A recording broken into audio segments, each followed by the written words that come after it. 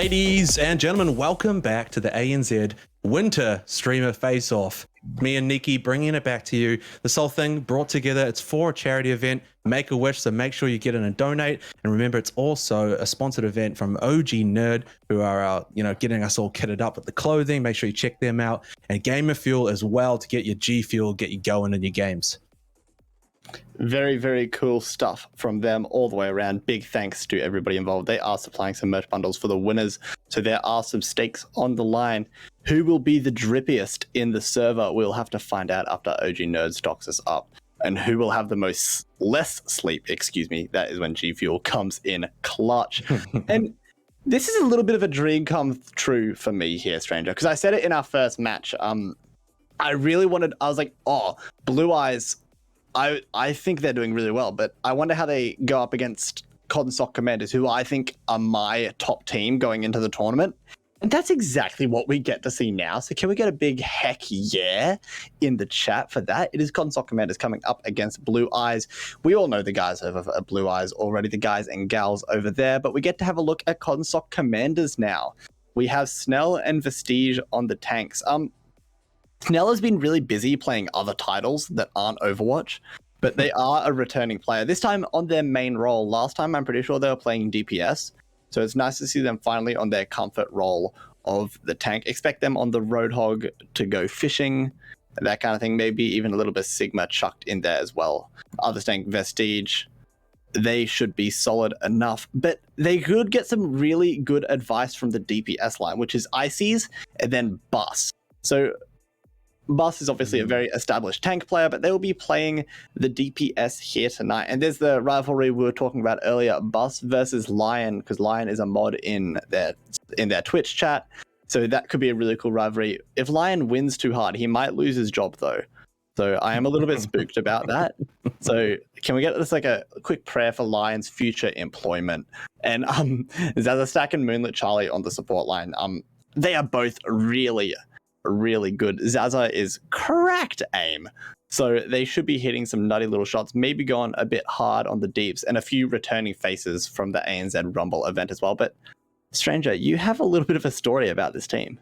I did. I ran into about half the team while I was streaming the other night, and I was playing on the old support role, getting my Lucio going, and Zaza was really trying to, support diff me the whole time. And I got a couple of good kills on, and we ended up beating them out, which was pretty big pogs. So they were missing a couple of their key players, and they didn't have Bus on the DPS. So yes, I might have had a little bit of freedom to run around and do stupid stuff, but still, Zaz come at me. So yeah. Wonder how they'll fare against Yemi or Iced Kitty's Lucio. That is the real question. And if not, Stranger, why aren't you playing right now? Get in there. Come on. But nah, it should be really exciting. Same old map pool. We will be starting off on Lijiang Tower once again. My big question going in is Bus going to be playing the Doomfist or the Soldier 76? Because when I watched them play a little bit as well, I actually watched the game that Stranger was talking about just before, and they had a devastating double hit scan. Ices on the Widow was cracked, and Bus on the Soldier was just finding all these really nifty flanks and getting the really cool angles, and their aim isn't awful for a tank player either, so we'll give them that.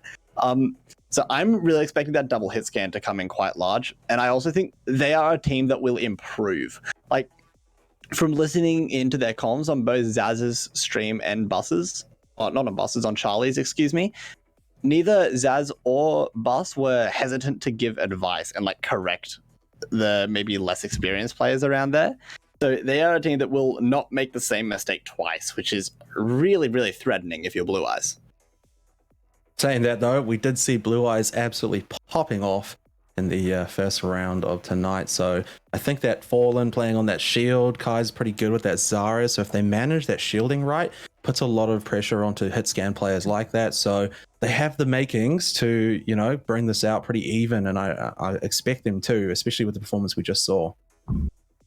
Yeah, absolutely. There's just so much going on. Starting off on Lijiang Tower, I think the one thing that we might not see from COD Commanders is a whole lot of Lucio. I think Zaz is pretty adamant on the Ana and the Bap, and Moon seemed pretty comfortable on either the Baptiste or the Mercy. So a bit of hero pool overlap there, but it does allow for some pretty cool flexibility over on the console commanders, who are actually called that because Moon Charlie says that in her chat a fair bit. So she does have a whole team named in their honor, so that is pretty darn cool. I wish I had that. I don't know why they're called Blue Eyes though. I didn't think Kai had blue eyes, but maybe it's like Blue Eyes White Dragon. It's like Yu-Gi-Oh. Yeah. Oh man, I wish I got into Yu-Gi-Oh a bit more, but I just like never did. I never got into Pokemon either. I was such a nerd for not liking Pokemon. I didn't do anything, bro. Like I just kind of like chilled there. I had like a train set that was pretty sick. Another interesting thing to look at here will be that Cotton Socks haven't played yet, and Blue Eyes have had a match at least, and so whether Cotton Socks have been warmed up properly and are ready to go, Blue Eyes might be, just that little step ahead to start, and it'll be interesting to see if that shows in this first map. But surely Bus would have ran them through their drills and that kind of thing. So they should have some idea of what is happening at least. But in the broader spectrum of things, this is in the middle of a bracket, and excuse me. So this is round 2 in the winners bracket. Blue Eyes did win their way into this situation up against Diamond Degens. Cotton Sock Commanders got here via a bye because it is a 6-team tournament. The loser of this will go down into the losers bracket to play Feeders Incorporated, while the winner will progress into the winners semifinals, and then the bracket kind of plays out from there. So there is a bunch of high stakes going on here, and making a place in the winners bracket is usually a pretty good path to victory. I mean, yeah, just taking that straight line up is definitely the fun and most efficient route, right? Yeah, but then have that bye. There's also the thrill of going through the losers bracket, though. True. It's the best storylines you get when that does actually happen. I was talking about a lack of Lucio from Cotton Sock Commanders, but it looks like Zaza will be picking that up, trying to stranger diff Iced Kitty, I guess it's going to be. Learned a few things from me, maybe, one might say. Yeah, took some notes, just like... Yeah, busted out the notepad and was frantically typing on the mechanical keyboard. There's a click, click, click, click, click. But interestingly for me as well, it will be Bus on the Soldier 76, and no, it's actually the Zaza Zenyatta. So this will be a whole lot of damage that Blue Eyes is going to have to try and figure out how they're going to absorb. They do have that speed advantage though, so it gets them up to that point a little quicker. They can use the zoning out as much as possible. Fallen has to be careful about that shield management. Like we're talking about lots of damage output, especially from those grenades, which can really eat through a front line. So as long as they keep playing smart here, they'll be doing good. They actually managed to get down the Diva mech early and the Immortality field, so all the defense for them is going to force them to back out just a bit, and Blue Eyes are showing some good early dominance here. Yeah, they're really doing a great job at just forcing Cotton Sock Commanders off of the point, but it looks like the turnaround's coming right about now. With Fallen Angel suffering from that Discord Orb, they're going to take a whole lot of damage, and there they go. Bus has found themselves a good off angle there, and they actually nets them a couple of kills. They even get rid of the Ana, so without all that huge healing, the team's able to clean up the rest of the field. The boop making Kai go for a long walk off a short ramp. The angles from Bus is what I continue to expect seeing. Bus is the whole like scrims, I guess, or practice sessions that they did in both quick play and ranked. Bus was consistently going for those angles and then consistently finding value, so expect them to keep on looking for them. You can see how they rotate around. It makes it so hard to just get rid of them, and then as soon as you think you're safe, they're back into the play. Ice Kitty gets caught in a bit of a rough spot. You'd think they would have got picked there, but they didn't in the end. Snell does win out against Fallen. This tire's looking to clean up. It does get one on Lion, which is all the damage removed from the battle. They win the fight just from that. Really nice stuff all the way around. Ice with that rip tire, getting everybody out of whack. Ice might be our youngest player in this tournament as well. So it's really cool to see them not let their age be a difficult thing at all. They are still farming on that Junkrat. And they might have a bit of a struggle though, because it looks like everybody wants to go top, but no, they're just going through server room. Bus is willing to rotate right round even as a push like this happens. Nano boost onto Fallen, makes Snell have a very bad time. Lion does the damage output, and before Bus could get into position, the team has been absolutely cleaned off. They can't get the point back. The tranquility from Zaz just buys that little bit of extra time, but they will be cleaned out and slow respawn for them. That Zenyatta ult not being there is actually really bad long term for Golden Sock commanders, because now Kajamo is going to essentially have a free Graviton Surge unless Vestige can do something nifty with the E. But that Transcendence getting that little value is really, really bad, and an uncharacteristic mistake from Zazastack. And we see Bus go for the higher ground with the visor. Great wall goes up, and it really does shut down the angle. Bus sees it, backs right on up. So huge shutdown on a visor ult there.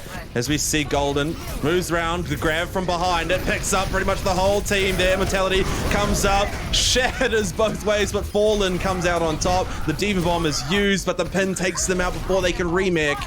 A dominating performance there on that fight. Yeah, that was so nice from Fallen Angel. They got shattered, stood up, and didn't try to get any extra swings in, just played it nice and safe and made sure none of their team died to the Diva Bomb. Yummy can't say the same, though. They just got their head ripped off by Zazastack. And that's a really good opening pick. The distance will close really quickly without that Lucio. Yeah, they got to play that time as much as possible. Bus is looking again to get some space, gets a good kill on Lion to assert that dominance. There's that 1v1 we were looking for, and Bus does come out on top, as they would have hoped. This tire being delayed just for the push.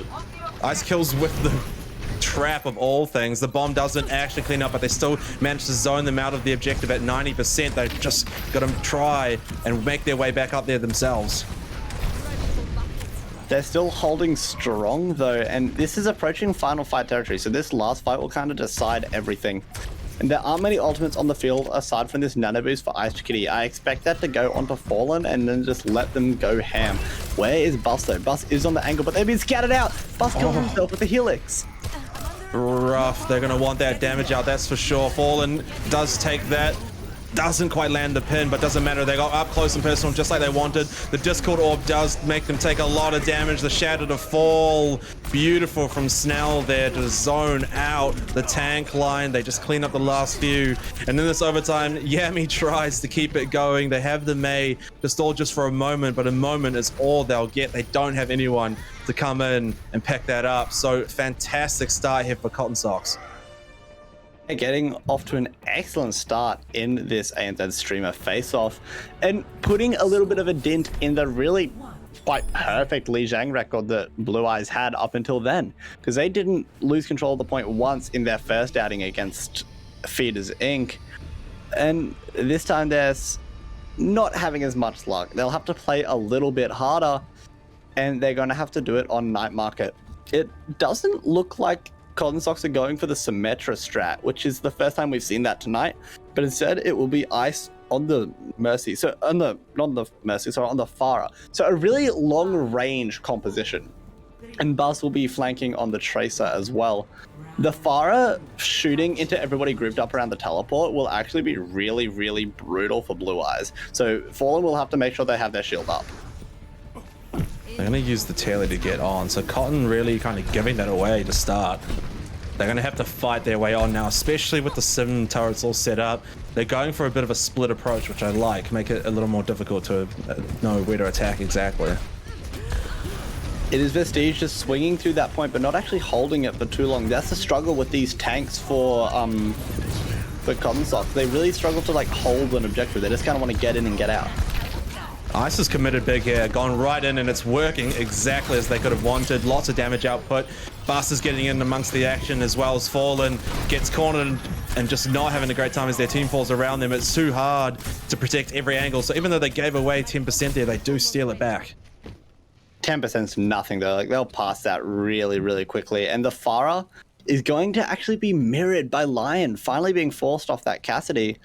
And the Decimator will go over to Soldier as well. So that'll be a whole lot of damage that Ice is going to have to deal with, and Moon as well. But it's no issues. They take the fire out of the sky. Ouch, that is brutal. Fantastic rocket. Ice gets right in behind with the ult. Mercy just escapes that barely. They have the heals on Ice to keep them going, so they don't get a kill, but they also don't get killed out of the ult as well. So at least that didn't lead to a death. Gravitic Flux in the room. Does pick up a couple. The team with the minefield as well to shut down the other angle. This is really just zoning them out as long as possible, but they are finding kills out of this as well. As split as they are, Zaz is pumping that damage out to win the hit scan battle. Immortality comes in to keep Snell good in the front line, as well as Fallen tries to have some impact against this tank line. I have no idea how Ice Kitty lived throughout that entire fight, and because they lived, they can go in for a really quick re-engage, but it's just getting shut down. Oh no, I mean, they did manage to get the grab onto a lot of the teammates there, but dying so quickly, Golden, he's not going to be happy. The team could not follow up on it at all, and so they're going to just have to push back once again. It is Bus and Lion dueling on the outside. The Pharah is eventually taken out. This Soar's a little bit too close to the ground, pulling their best Icarus impression out there. And as they do fall, but the choke is just still being held, which is really weird that they're holding the choke with a Wrecking Ball and a Sigma. You'd think the Ryan would just be able to break through it, and now they have a Roadhog, so they're looking for picks. They are really, really desperate. Yeah, they're hoping to find some kind of play out of that. They have to make a play with 5% left to play with. Can they get over onto this objective at all with the boops? And no, this hold off completely. They were a little too slow to the ball there, and Cotton Socks will take out this first map. So this is a good sign for me. They are kind of validating my stance that they are the premier team in this tournament. And despite that, Fallen Angel's actually getting to play the game here, which is pretty nifty. Oh, this was the really big shadow, wasn't it? And then blocked the Diva Bomb as well. Taking out the Immortality field. I thought they blocked it, but they straight up just sidestepped out. Yeah, my man. They're like breaking their own knees, but somehow stay standing up. The side steps are so rapid. But it's really good to see that Cotton Sock are onto a good start, and that Blue Eyes, for the rest of the teams, it's good to see that maybe Blue Eyes does have a few flaws, and maybe they can like get on their like thinking glasses and hats and take some notes and figure out, hey, we can do this to beat Blue Eyes when we come up against them. But we don't know what's happening yet. There's still potentially 2 more maps to be played. As always, heading off to Dorado. Blue Eyes was also very successful here, but not so much on the defense. They really struggled on point A and B defense, Blue Eyes did. So I'm wondering if that is a theme that will continue throughout this match. I feel like a lot of the time the fights are very close, but Cotton Socks was just making a little bit better use of each of their ults compared to Blue Eyes. They were really feeling the pressure. I think that it's interesting how like a team that's really closer to them in terms of, you know, contending puts a bit more pressure on, and people take riskier plays that don't always work out, you know? And risky plays is one way to look at it, but it's also making opportunities. Like Bus was going on the flanks that we were praising Lion for in their previous series of the first match of the night. So they are doing the right things. It just isn't panning out for them for whatever reason. That's something that they'll have to fix up. I think that Decimator had a pretty quiet round on the DPS, and I think a lot of that is just Cotton Sock was playing really, really well, and they were getting shut down. So maybe on Dorado, when it's a little bit more open, they will have a little bit more wiggle room to actually get some work done. Yeah, I think it'll be interesting seeing this map as well with the escort going on. Blue Eyes were definitely very comfortable with that moving payload and did very well with that. So see how that kind of plays out as well, coming with Cotton Socks now fresh into this. We did see the Pharah matchup as well there on Lijiang. I wouldn't be at all surprised if we saw that again here. We saw it was Lion versus Ices on the Pharah, and Ices well and truly got the better of that matchup. But maybe in a different environment, they can do a little bit, have a little bit more luck, I guess. But also, of what to play DPS wise, I'm wondering if Bus is just going to stick on the Soldier 76 the whole time, or whether they will go over to that Doomfist. I think Dorado has some pretty nifty engages that you can pull off with like the seismic slams, like over rooftops and that kind of jazz. So maybe we could see a little bit of variation, and maybe it won't be good variation, and that's where Blue Eyes kind of take advantage. I think the Doomfist really struggle if Lion hops over to the Cassidy though, so maybe that is a little bit of a deterrent. Very even in terms of the damage output. I think the team and support's making a lot of difference in terms of how those DPS are able to play. And Lion definitely had some hard times against that Pharah there. I think there was a couple of shots from ICs that was a little bit on the luckier side of things rather than just, you know, being in the better spot or whatever. So I wouldn't mind seeing them try that again. I do see that Lion's willing to play the Echo for potentially that counterplay on that. I'm a fan of the Echo over the Pharah in some circumstances. It can do a little bit more damage, but it definitely has a more impactful ultimate. So that clone could be really, really devastating, particularly playing into something like a Roadhog. If you clone the Roadhog, that's just so much damage and health and a really speedy ultimate that's pretty impactful. This could be a really good play, but they have to be careful at the spawn doors. Ices is doing the spamming. Yeah, look, this is going to be Cotton Sock's chance to really, you know, set the bar on the defensive side if they can hold it early. It'll be great for them. We already see Bus in a good position. Monkey jumps up to try and deal to them, but Lions come in with that damage output and just said goodbye to your strength there. The damage removed heavily, so they have to back right on up here and they'll get a lot of cart space for it. Yeah, Lion putting in boatloads of work in that fight to get it all done. But I think the big thing we have to point out here is Vestige does fall in that alleyway and the rest of Blue Eyes are just kind of closing in on their prey. But we actually have a bit of a tank role switch up over at Blue Eyes. Fallen Angel, who's been playing pretty exclusively Reinhardt up until this point, is on the Diva while Kai takes over main tank duties. So I wonder if that's just like an exclusively when they want to play dive, and that is when Kai goes over to the Winston, or if it's like a permanent thing for the rest of the series. They feel like, hey, maybe we do want Kai on that main tank for whatever reason. I'm really curious to see if they do swap and if we see Kai play any Reinhardt at all. Yeah, I think it's a good play. It's definitely helping the team play it out. I like the clone on the Hog here to buy some space, trying to look for some off-the-map potential. The anti-nade definitely puts it hard back on them as Fallen gets rocked out there. The cart continues to roll as Bus plays from that high ground with some good strength, both DPS up there. Stops Monkey from being able to just do whatever they want. They use the ult to keep alive. They want to get Bus off that high ground. That's definitely not a spot they want to leave them, but got to be careful about sticking around for too long. That damage is huge from all those shotguns, but look how far of the cart they got out of that battle. Yeah, they were really preoccupied around that coast area of the map and let the payload get a little bit further than they might have liked. But it's still a one fight at the end of the day, and a bunch of time was taken off the clock, so it isn't all negative for the Godstock commanders. We saw Bryn get a huge tactical visor at this exact spot on Dorado last series, and maybe Bus is going to do the same now. Oh, there's the start of it, except then it gets shut down pretty quickly. A brutal mine there just deletes Bus out the fight. They have the nano onto Ice though, which is terrifying for Fallen. Just have to eat those frontline pellets like that, but in the end they do all right. Bus still having that high ground is a huge issue for them. The res on Mice Kitty somehow not being killed by Bus there, that's huge. Gravitic Flux is missed on the defensive side, so they can keep it strong, but they're still playing up front here when they didn't have the whole team, and it's cost them a couple of picks. They also just kind of suffered because Godstock commanders used all of their ultimates. Well, not all, but they used a fair few in a fight where it felt like it was just kind of staggered. So I don't know how I feel about that, but it puts them in a really weird position going into this next fight because they're playing into a lot of the ultimates on the other side of the field, and they don't really have much to counter it themselves. So it'll just have to be some individual mechanical plays, just like that Bus taking down both supports on their own. Jeez, man, you cannot let Bus play there and not be contended. Just taking out half the team with a little bit of a damage buff.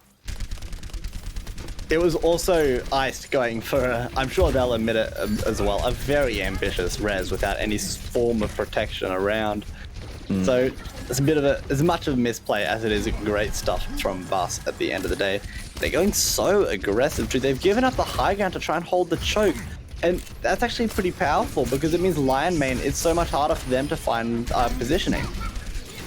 Bus is going to commit the visor here to get rid of Lion. And there's IC in behind with the Reaper ult to take out two. They've absolutely clean sweeped it. So even though they've been super aggressive, it's completely paid off. It really has, and they're choosing now to retreat, which I think is a good call. And my question is, when do some hero swaps start to come in? And it looks like that's right about now. Lion giving up on their Echo escapades. It was successful on first point, but on point B they're really struggling, instead opting for the Cassidy. The Riptide doesn't get any value either.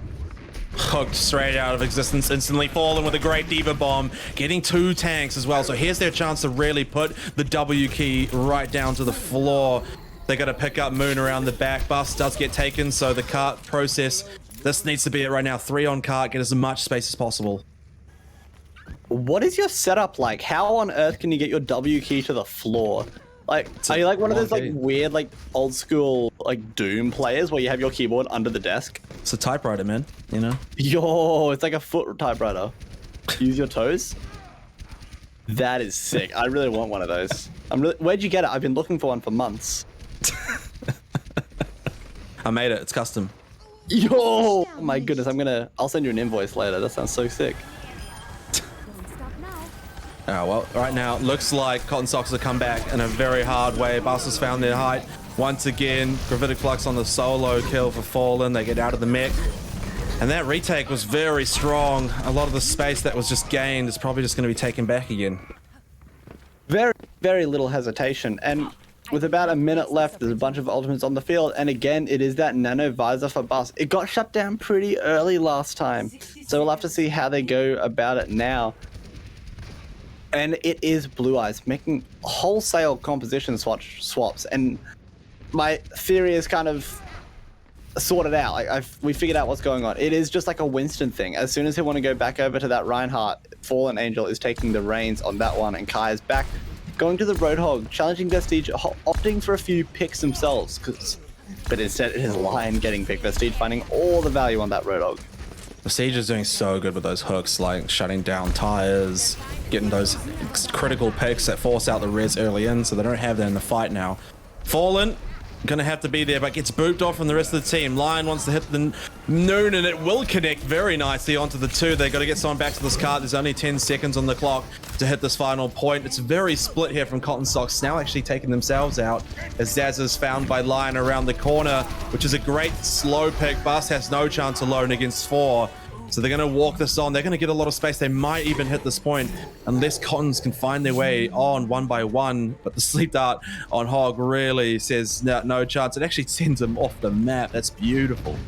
Whole bunch of ult charge too, but more importantly, that is the Lion main I grew to know in our first series of the night.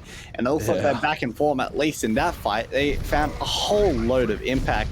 We'll have to see how they go into point C. Decimator is back on the May. They had some really, really exciting plays last time around point C on May. So I'm hoping we get to see them replicate it, but they might struggle because the composition of Console Commanders is just naturally more spread out. Oh, Lion just gets ahead of that shield a bit too much. It ends up getting picked up by Bus, who then gets hooked down, but not killed because of the nano protection. And they actually end up finding a good couple of picks. There's only just under a minute remaining here. I thought Decimator was going for like some weird hiding play, but they do get caught out, which is probably good. So now they can go back, regroup with the team for the final fight of this Dorado game, giving up on the mate, opting for the Soldier. That Pharah has been such a nuisance for them. They haven't been able to take it down. Sneaky Bus, trying to be sneaky, but didn't actually get the chance because Lion's playing that high ground. I like it. Hogs. They get hooked off the map. Oh, well, that's great play from Kai, honestly. Huge stuff to get a massive threat out of the battle. They even win out. Icy just kills themselves. So they've got all the room they could really want right now in the final 10 seconds. This is going to have to be a very strong push from them to get it to this final point. Notice again, that's another fight that Blue Eyes have won after getting the first pick. That's what made them so successful in our first series, and it is the key to success this time around as well. They need to keep finding those picks if they want to win. Nano boost on Fallen to give them a very strong tank presence, but Snell finds himself on the high ground. Oh, Kai's got the greatest play, absolutely removing most of the team from the fight. Lion hits that high ground Noon, which gives them a lot of space as well. And now Snell, the only one on the point, couldn't hold it together, and they sneak it out in the final moments. Bus couldn't quite get there in time, and that is a bit more the Blue Eyes that we saw in our first series. That was really, really good. And it was, I said it just then, but it's back to those first picks. They were really struggling with that. So many times it was either like Lion or even Fallen getting picked off first, and they just couldn't quite recover the fight from there. And I wonder if that prompts another little compositional tweak where they go for more of a pick composition, like Kai was doing it on the Hog just before. Maybe, and Lion was playing the Cassidy, that can get a fair few picks, but maybe a bit more something long range, like an Ashe or a Widow. And maybe even a Zenyatta that with the Discord orbs or the damage boost, I guess Ice is doing it on the Mercy. just catch a few people off guard with the amount of damage that they're actually taking and manufacture those picks. For sure. That's what they got to do. They need that entry to get themselves in. Just a quick update on the charity here. We got $1 in from Flower Dragon. Huge thank you. And Patty33 as well, dropping the 20. We're really racking it in nicely, guys. Thank you so much to everyone that's getting involved. Remember, if you type !donate, you can donate to Make-A-Wish and be part of the rest of the team here that's already got themselves involved. That's my friend Patty. Hey Patty, thank you very much. We love that. But yeah, so !donate. Keep it going. The defense. It is Ice finally being forced off of the Pharah, opting for the Junkrat instead. This is a very similar composition to what we saw on Lijiang Tower. It is very DPS heavy. Like, even the tanks are playing a very brawly style, not actually doing much protecting, and Bus finding the high ground immediately, but has to give it up as they run into a damage boosted Cassidy. You do not want to get stunned in the face of a Cassidy that's boosted like that. But look, the space is still coming in for Cotton here. Gonna have to be very careful here, boys. They don't want to give away any early picks. They actually managed to find Bus nicely from Lion, who'll be definitely having a good laugh about that one. They take out the other DPS as well, so they are finding value left and right. Holding at this choke seems to be working for them, but that's actually really bad. Golden down. Will they be able to get that Resurrect off? I think they might have already used it though, and with Iced Kitty being Discord orbed, they just cannot risk to stay out there in the open for any longer. And as a result, they do not get that res off. And now it is a 5v6. And without that Sigma challenging the high ground, it is going right the way of Golden Sock Commanders. And Bus is in a really good position to do a lot of damage. Yeah, they're going to find themselves in that archway now. So the shield for Fallen not going to last even 2 seconds. Discord on May puts them into their old shift as long as they can to try and recoup some of that healing, but still they're holding this card at bay. This is great positioning from them, using that physical cover. Nano boost onto Fallen, saves them pretty well from Snell's hook and pulled them out of play. They're looking to try and clean up on, but the spacing is very good from Cotton Socks. They're not allowing that hammer to come too close to them, and they actually kind of burn away that Nano pretty nicely from that. That could have been really bad. It's almost like hooking a Diva Bomb into your team. That Nano boosted Reinhardt could have done a whole lot, but the hammer was just swinging on the tank, so luckily for them it wasn't too much of an issue. Tyre going off the top ropes. Yeah, flies right out from the sky to get Yami, who's quickly rezzed back in, but the Gravitic Flux to just completely pull the team to Sky, but they're stunned out of it. Not going to get that push down in the end. We get the Sidewinder from Bus, though, who cleans the field of 2 of them. Looking for that third one as well with the Discord combined. It is so much pressure from this hit scan damage. They keep finding that off angle. It's really hard for Fallen to find the perfect place to cover the whole team, and it doesn't go well for them at all. Cotton Sock's going to walk themselves up to this first point. Bus did a great job on that one. It wasn't even a huge flank. It was literally just like on the other side of that little fountain, I guess, in the courtyard. And that was all the extra positioning that they needed to find value. Shutting down the high noon of Lion Man as well, mid-ultimate, but Lion getting their revenge rather swiftly and halting any sort of momentum for the Cotton Sock Commanders. Yeah, you can see already Cotton Socks are going to try and get some space. They got the one on the cart. Decimator's trying to hit that hit shot onto Moon to get them off the objective. A little bit of help with the pressure there. And May will get them off for just as long as they could need. As Bus now trying to get back in. This is great time split. Shatter from across the map has fallen. Tries to deal to these tanks who are just being pushed back across from Snell and just deleted with that shotgun. That's not going to bear well for the rest of the team. They tried to take a brawl on the other side of the point, and it just didn't go well. They got caught against a Hog, Sigma, and Zenyatta, and that's never going to end well. Even for tanks, that is just so much damage, and the rest of the fight is just going to go swiftly to the Cotton Sock Commanders.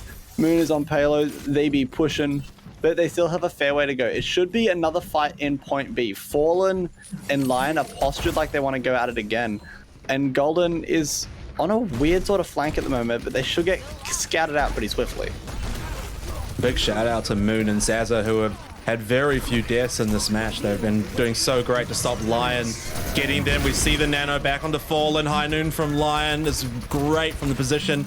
They see the whole Hog from Snell get used to very little effect, so they're going to be glad they got rid of that one out of them as Yami stealing the kill out on Zaza there. Good clean up. Iced Kitty has also been doing an excellent job getting these Resurrects off on the Mercy. There was like one instance where they couldn't get it on point A, but other than that, they've been all over it. So huge props for that Mercy play, especially playing into a Soldier Roadhog Zen. There's so much potential for you to get burst down and take a little bit more damage than you anticipated, but that hasn't been an issue for Iced whatsoever. But there is a little bit of a flank coming around that left side. So much of the commanders are taking place up on coast, and a bit of a selfish amplification matrix. Put to sleep straight away as well, so most of it getting burnt through. Not going to be able to use it too much to effect for the rest of the team. They do quite a bit of damage to almost kill Yami there, but the visor from Bus is in a great position. The rest of the team there to cover them, and they end up picking out 3 of them, which should just open this right up for them. The tire is burnt through, but with so many of the players missing, point number 2 should be a given. That is a great pincer from Consoc commanders. They're the tactical visor on one side of the point and the Riptide just roaming around from the other. The Riptide did absolutely nothing, but it distracted Lion Man enough to the point that they weren't shooting Bus and weren't putting any pressure on Bus, who's continuing to find these kills. Really, really classic play here. They definitely overextended, and Bus is making them pay for it hard. The whole team has been pulled apart. Wow, that is some brutal play here. It really is, and Snell is going so aggressive, looking for these signature hooks. Can't quite find it. But the tank play has just been really, really cohesive all the way from the commanders. And that's something that Blue Eyes are going to have to figure out. And also, how are they going to challenge Ices up on this high ground? Decimator needs to make this Ice ult completely stun, like majority of the team if possible. They're going to commit it now on the objective to buy some time. There is still 2 whole minutes to go, though. They managed to get Prestige frozen up. There's the kill to be found as well. Nano boosts onto Fallen, but half the team's up above where they can reach anyway. Tyre's great to take out Golden. The Kai's removed from the fight, and still these 2 hit scans are just sitting up top, melting through people. Bus finds another. Moon's just a second Soldier 76 chilling next to them, and they melt through the team to walk this up to the 3rd point. A fantastic performance from Consox. Mirror the progress with an even quicker time as well. So it's pretty evenly posed. Like, Escort is one of the gamers where time bank matters the least. So we can still just get like a really weird snowball happening for Blue Eyes, even with only a minute left, and they still get like a lot of the way through the map before they're finally shut down. But on the other side of the field, it is Consoc commanders. They do have a whole lot to work with. So they do have the luxury of playing for like a big win condition. Like, they probably won't go for it, but like a Nano Blade, they can play for that kind of big win condition. In this case, it'll probably be the Nano Visor that they're going for. And it is a bit of a change up on the side of Blue Eyes, going for the pirate ship. It worked really well for them.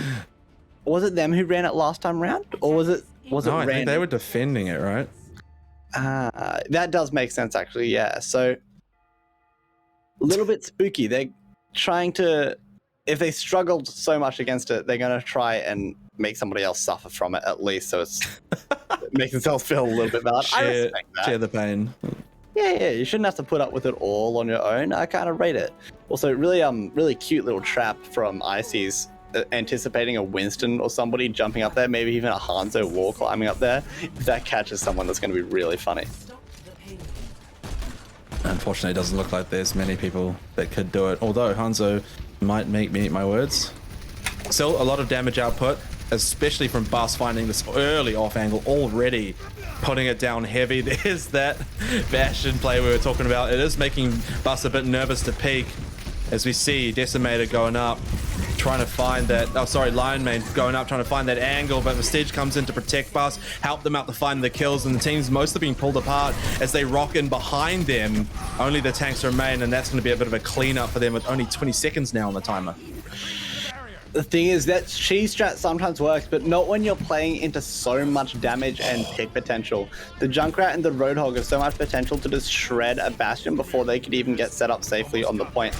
And now they've wasted all their time trying to get a cheese strat to work. They've only got it to the choke. They're hardly going to have another fight here. They do manage to get themselves here, but with a tire right on the point, it cleans out too. The damage output is huge, and they just completely stop the push right there and then. Zoink Scoob. That is not 232 fast. to get to that first choke. This is very, very winnable for the Commanders. They can take their sweet time about it too. I hope they don't play with their food, but they do have those affordances and can play it patiently, which is always a quality that is good to have and an option that you can have. You don't have to rush it. So it's just looking so good, but the defense still has a chance. What will they bring out to make it really, really tricky? They've been playing so much Cassidy, I don't expect that to really change. The May from Decimator could be really, really good. I'm a fan of this composition so far. I'm just really curious if Lion is going to throw something really out of left field out, or if they'll just continue to play the Cassidy. It's going to be the Junkrat. So this works really well. It can hold nice and aggressive, and it puts a lot of pressure on the payload. But the attackers, they have all the opportunity in the world to just look at it and go, no hit scan, walk into spawn, chuck Ices on the Farah, Zazor on Moon on the Mercy, and they should make pretty light work of this defense if they do make that Farah swap. But if they don't recognize that win condition, this is looking almost plausible for Blue Eyes. Yeah, they're going to have to hold this super tight, and they're going to have to be really smart about when they drop off this high ground. Already you see so much shield pressure though. Oh my goodness, that's terrifying. The damage output instantly broken for Kai there. So they swap down to this point objective. Snell's just poking away. Bus finds the pick to start them off, so this gives them a good advantage. Yeah, Bus on that flank again, also finding Decimator out there. I don't know what the May wasn't doing with the rest of their team, but Bus took full advantage of it, and this payload's almost done, Stranger.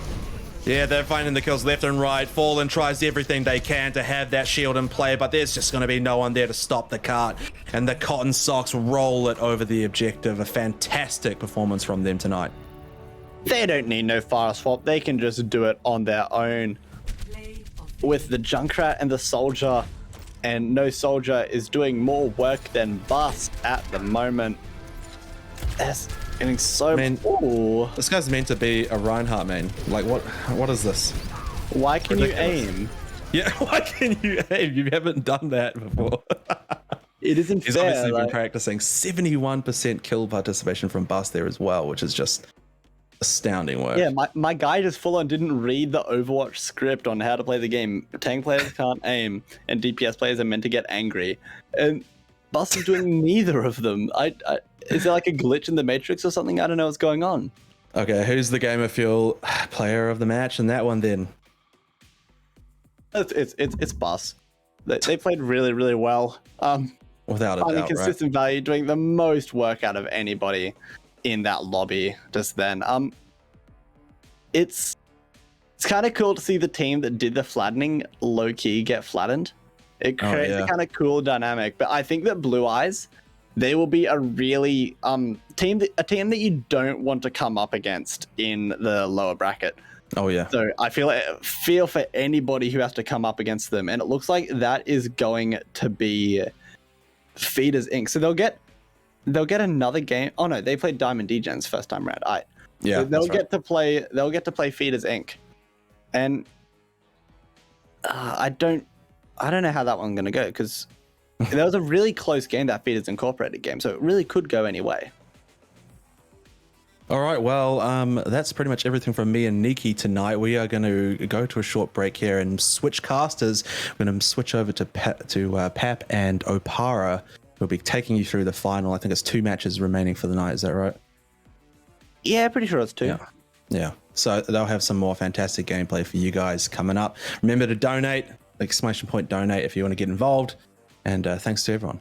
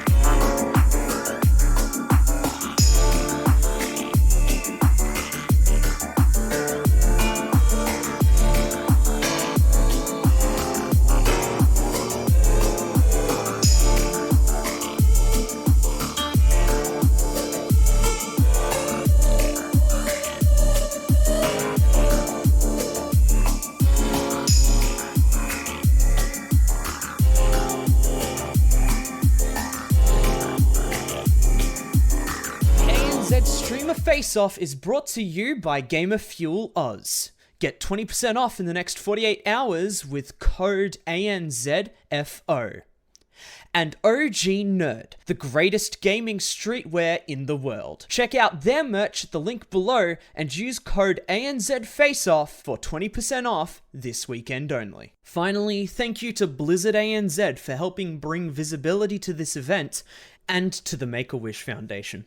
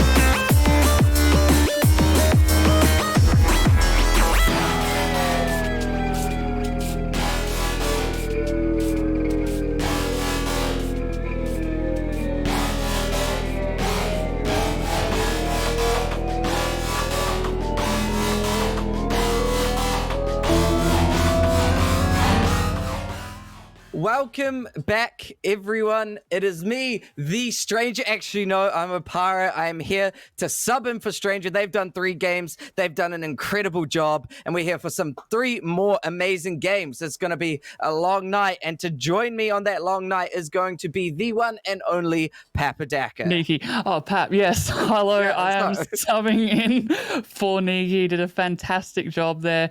Thank you very much for joining us for our second half of tonight. We're doing it for the Make-A-Wish Foundation that creates life-changing wishes for children with critical illness.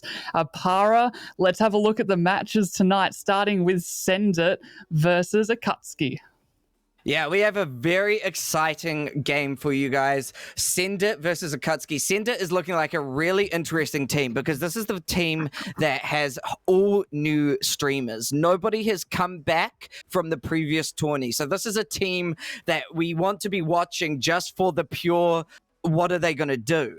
Starting off with Spades on the Reinhardt. Spades is their captain, and their main hero is Reinhardt. If there's a Ryan pinning your backline in your morning quick play queues, it's very likely Spades. They've even pinned a Pharah mid-air with the help of the creator of this event, thexboxlucio. Then we have Kalios, also main hero Reinhardt, so they might be fighting for that main title a little bit. They've been creating content for 6 years, but streaming since 2018/2019. Harlot and Demons coming through. Their main hero is Reaper, and they play a whole bunch of video games, finished Witcher 3 at least 12 times. They've got a Zarya player of the game as their first ever Overwatch player of the game. They do some cool montages, and they've only really been playing Overwatch for 2 months. So we've seen a lot of these new players come through and excel on these streams. So it'll be interesting to see whether Harlot and Demons can do that same thing. Cavebot coming through next on the Genji. Apparently they're absolutely nuts on the Genji, so keep an eye on that, but they might be forced into a Cassidy one trick. They started playing Overwatch on the console and has moved to PC, so that will be an interesting thing to watch, how they've transitioned through.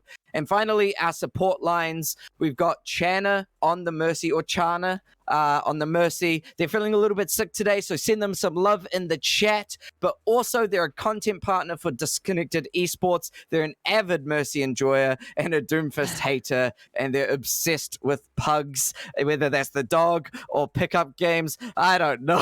And finally, final support, Natty's Mochi, or Nat. We're just going to be calling them Natty. Their main hero is Mercy as well. So once again, fighting over these heroes. They used to figure skate, which is pretty cool. And they did comic book art for a small business once. So really cool team. It's going to come down to whether this team can work together, considering they're all new streamers coming together for this tournament, and how much Spades can do the shot calling and help guide them through as the captain here. But what are we looking at for Akatsuki, Pap? We're looking at a very warmed up team, Apara, who just came off a win from Feeders Incorporated here. Akatsuki, I'll just run you through them again really quickly. We've got Avatar, Liger, and Silicon Art as the main tanks and off tanks. For DPS, you've got Toxic Creates and Tipsy Kitty. I'm sure she'll be hitting some crazy headshots like last time, and then keeping everybody alive will be Bork and Mystery, probably on that Lucio, who got some fantastic boots on Lijiang Tower. So very, very excited to jump into these games, and we're of course going to start out with Lijiang Tower as we have most of the night, and then finally maybe we'll go to all the way to the third Apara. I mean, we are together again with Theo Papakers, but we'll definitely see Dorado, of course, but then we'll go to Kings Row Winter, shall it be needed.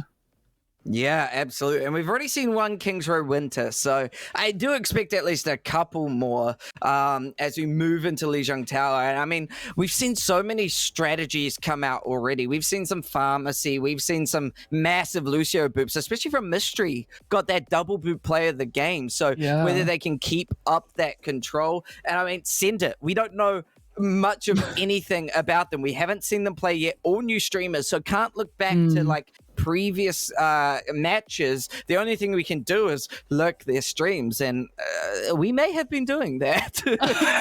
Maybe just a wee bit of watching. Yeah. Yes, they might be new streamers, Oparer, but some of the people on Send It, they are not new players. You've got about half of them. Some of them are even masters. I've cast many of them for some of the previous tournaments that I've cast with you, in fact. And we have some very high tier players, especially the likes of Spades on possibly the main tank. Depends who comes out on top with the fight over the main tank. But yeah, like on the other side, I think this is why these sorts of events are so amazing, is because, you know, when it's just for fun, it's for charity, and everyone can kind of let their hair down. It's not some big tournament for anything. That's where you can pull out the sort of the compositions that you don't see too often, like the pharmacy. You get those Winstons involved, even versus the Reinhardts, and it has actually more times than most come out of, you know, who can keep their Reinhardt alive, as it's just the Rein v Rein for those shatters. Yeah, and we've seen some massive shatters come through, so that could be exciting to see that Rein battle. Liger really solid on the Reinhardt, so we might see some more of that coming through. I'm scared of Tipsy Kitty. Tipsy Kitty's so good. Yes, On the right? Cassidy, we saw them last tournament play incredibly well on Ashe, and that's sort of one of the big reasons they got the W. If you guys don't remember, Tipsy Kitty, part of Hubble Bubble, which was one of the winning teams in the previous ANZ Streamer Rumble, and now, of course, they're looking to win it again. Yeah, and Silicon Art as well as Liger have also participated in the past, so they know what's up. They know what they're fighting for. And do you know what else we're fighting for? We're fighting for the kids, for the Make-A-Wish Foundation, guys. In the chat, if you want to donate, put !donate and click on that link and give as much as you can to help those kids have their wishes granted, even when they are under some pretty critical illnesses. But yes, of course, we are under Lijiang Tower for our first map, as always, and it seems that Send It will be going out with that Symmetra. We've been seeing a lot tonight. Yeah, straight out the gates is going to be whoever gets that point presence first, that domination of point, and the TP from Toxic Creates was just to help the team get out. Meanwhile, we do see Send It getting straight onto point. However, now Toxic Creates has been able to swap over to the Tracer, starting to already harass this backline, and Natty is feeling it, throwing out that Immortality just to keep this team up and running. Immortality's now taken out, but a really good boulder is coming through, trying to keep this fight alive. Shatter already from Liger, and that's what we were talking about, these Reinhardts building it so fast, but Liger could not survive the shatter as Spades and Kalios there burn through these remaining players of Akatsuki, and that's going to look like it goes to Send It straight away. Yeah, it was a game of nutrition, although the Lucio mystery is still living.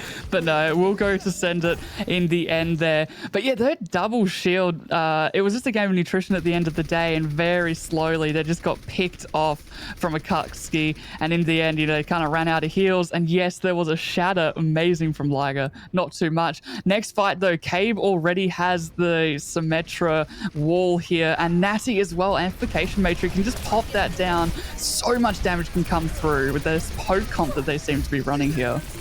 Especially when you're walking through this room. There it is. Cave taking out two. The fire strike from Liger is good, but missing Bork and Liger, you don't really want to commit to a fight like this, as it is just going to be stragglers picked off. No, exactly. I mean, again, you really have to be so careful against this poke comp when Natty pops something like that.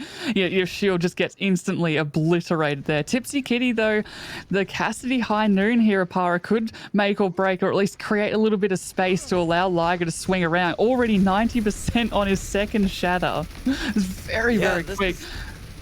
Yeah. Crazy. Absolutely. Flux comes out, picking up Bork there, but Bork manages to keep the team alive.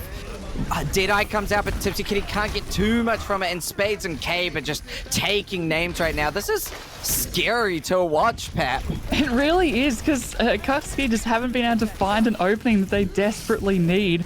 They've made a bit of a switch. Toxic creates now onto the Hanzo just to try and burn those barriers down more than anything, but of course get a pick. But then you have demons that are just, either behind you or just in the Reinhardt's face, and Liger can't survive that, and Bork's immortality field just gets obliterated because of the poke. Here comes the wall. It's going to be even harder now for Kutski. Yeah, send it really in a dominant position. Out comes that amplification matrix, but that self-destruct over the wall really doesn't connect onto much because of that immortality, unfortunately. But the remake takes Cave off the map. This is looking good now for Akatsuki, as they just need a couple more picks to flip that point. But it is a one-fight territory with this 99%, so Sender are feeling good. Yeah, they're in a really good position there. They didn't really have to pop too many ults, although on both sides, support ults were used there, Opara, so that means nothing in terms of defense, especially against Demon's Death Blossom here. You're going to hope that Silicon Art can really eat that all up, because otherwise that's just a fight ender right there. Although Tipsy Kitty, because of the Cassidy, does have the flashbang, of course. But I think the person to look out for right now would be Liger, but here comes a Flux. And here's a shatter as well. Liger, just as you said it, takes 3, takes 4. Liger wants them all. Liger is hungry for kills. He's hungry for justice. We always hear Reinhardt wants that justice, and after waiting so long to get the point, they will be holding it. And now they're sitting pretty comfortable. Both DPS ults, as well as Bork is coming up for the amplification matrix. Other side Demons, he's just trying to find a way in where he can pop it safely. But other than that, this is where it's a little bit hard as a poke comp when you're battling someone that just wants to get up close and personal in your face. So we're going to see that again as Toxic Creates just takes down Channa. Now there's no speed boost to get it out. So do you push in when they don't have supports? I think you give up right there. No ults even needing to commit. And look at this time bank now, Pap, as they're waiting for the supports to return. Yeah, I mean, you do have a Lucio, but even with the Lucio speed boost Taxi, that is about 10% down. And in the meantime, you're able, as a Kutski, to pull out even more ultimates. Now you've got Bork, Amplification Matrix. You're going to pop it pretty early here, I'd say. Out comes the Dragons as well, right down the hallway, makes it so much pressure to push through, and because of that, Spades falls.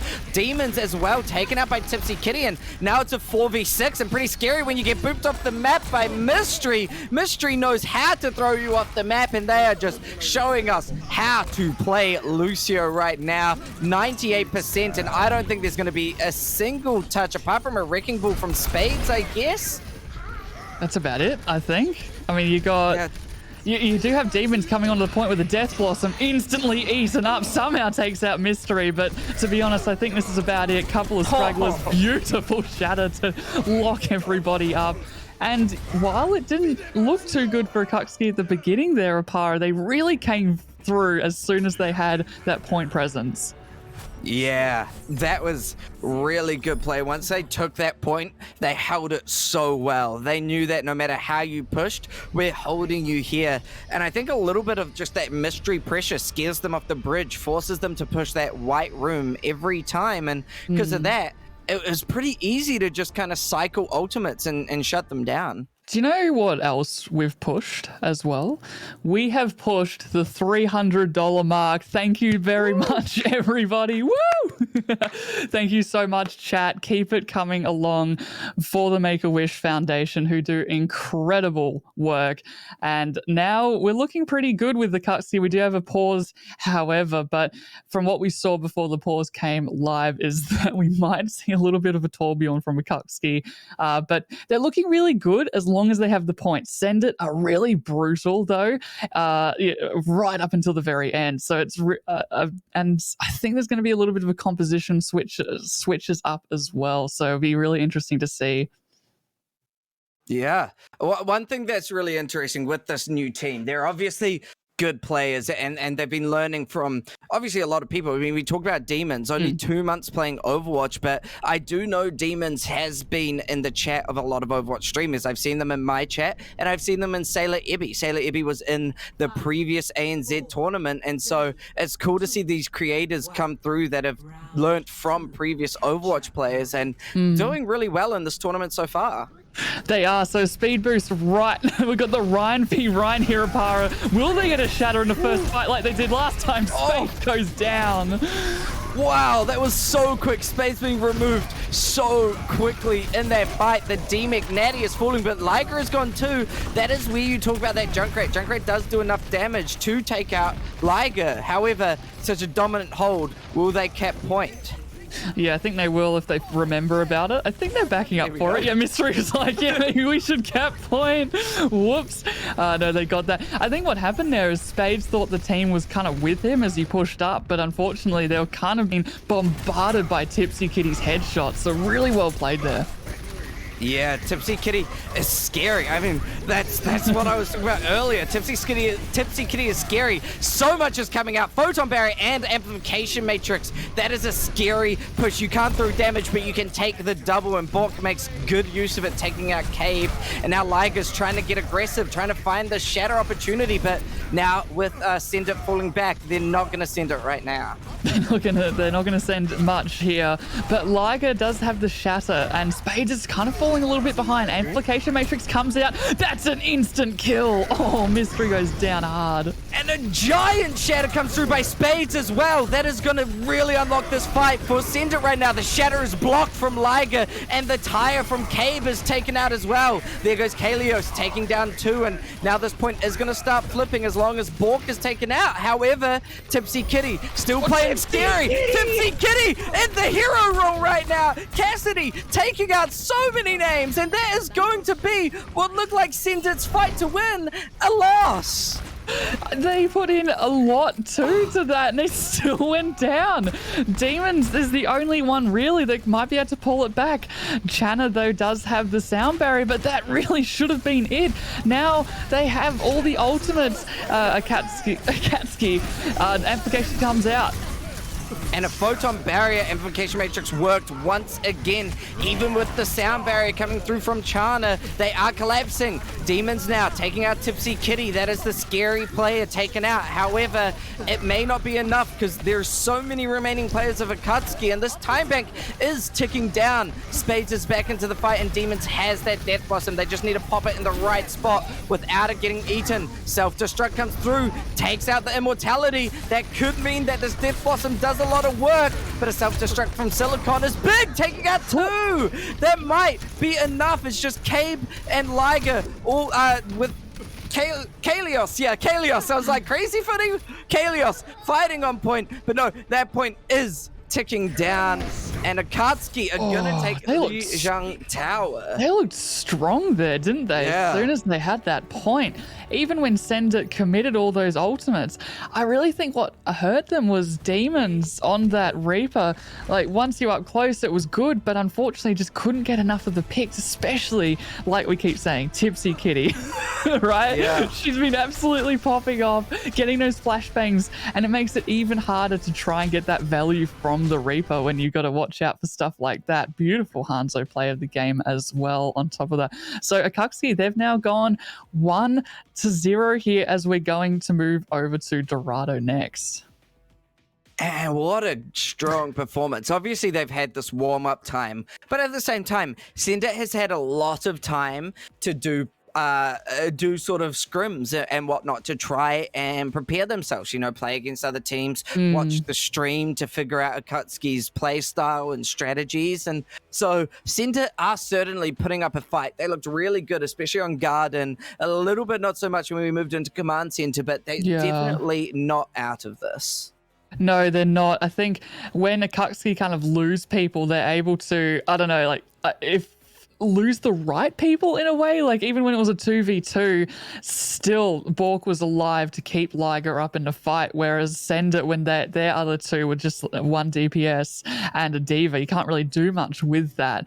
So, you know, even when they're on the back foot, you have the clutch plays from Akutski, especially from Tipsy Kitty. So looking really strong to send it. They're going to have to come up with ways of combating such aggression, thanks to, you know, Mystery's speed boost. Yeah, that is really key, I think. The speed boost, bringing Tipsy Kitty into the fight aggressively with Liger. I mean, Liger's building up these shatters so quickly. And, oh my gosh, yes. It's really awesome stuff. You can see that it's just an exciting match.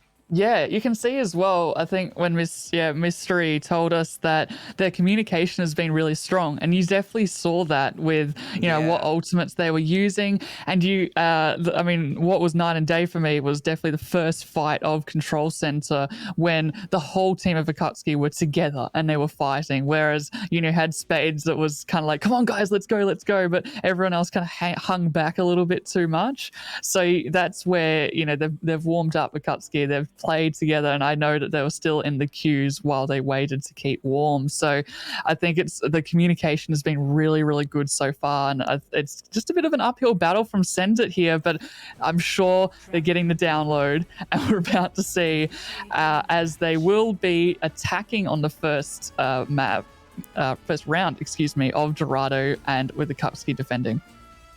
Yeah, swapping sides a little bit. It's always good to see that come through, and, you know, just have a little bit of fun confusing us casters. What else is a little bit of fun is, of course, all these Dorado matches we've seen, and we've seen so many comps come through here. What do you think is going to be played here? But do you know what else is really fun? What? Letting kids have their wishes. And true, thank you.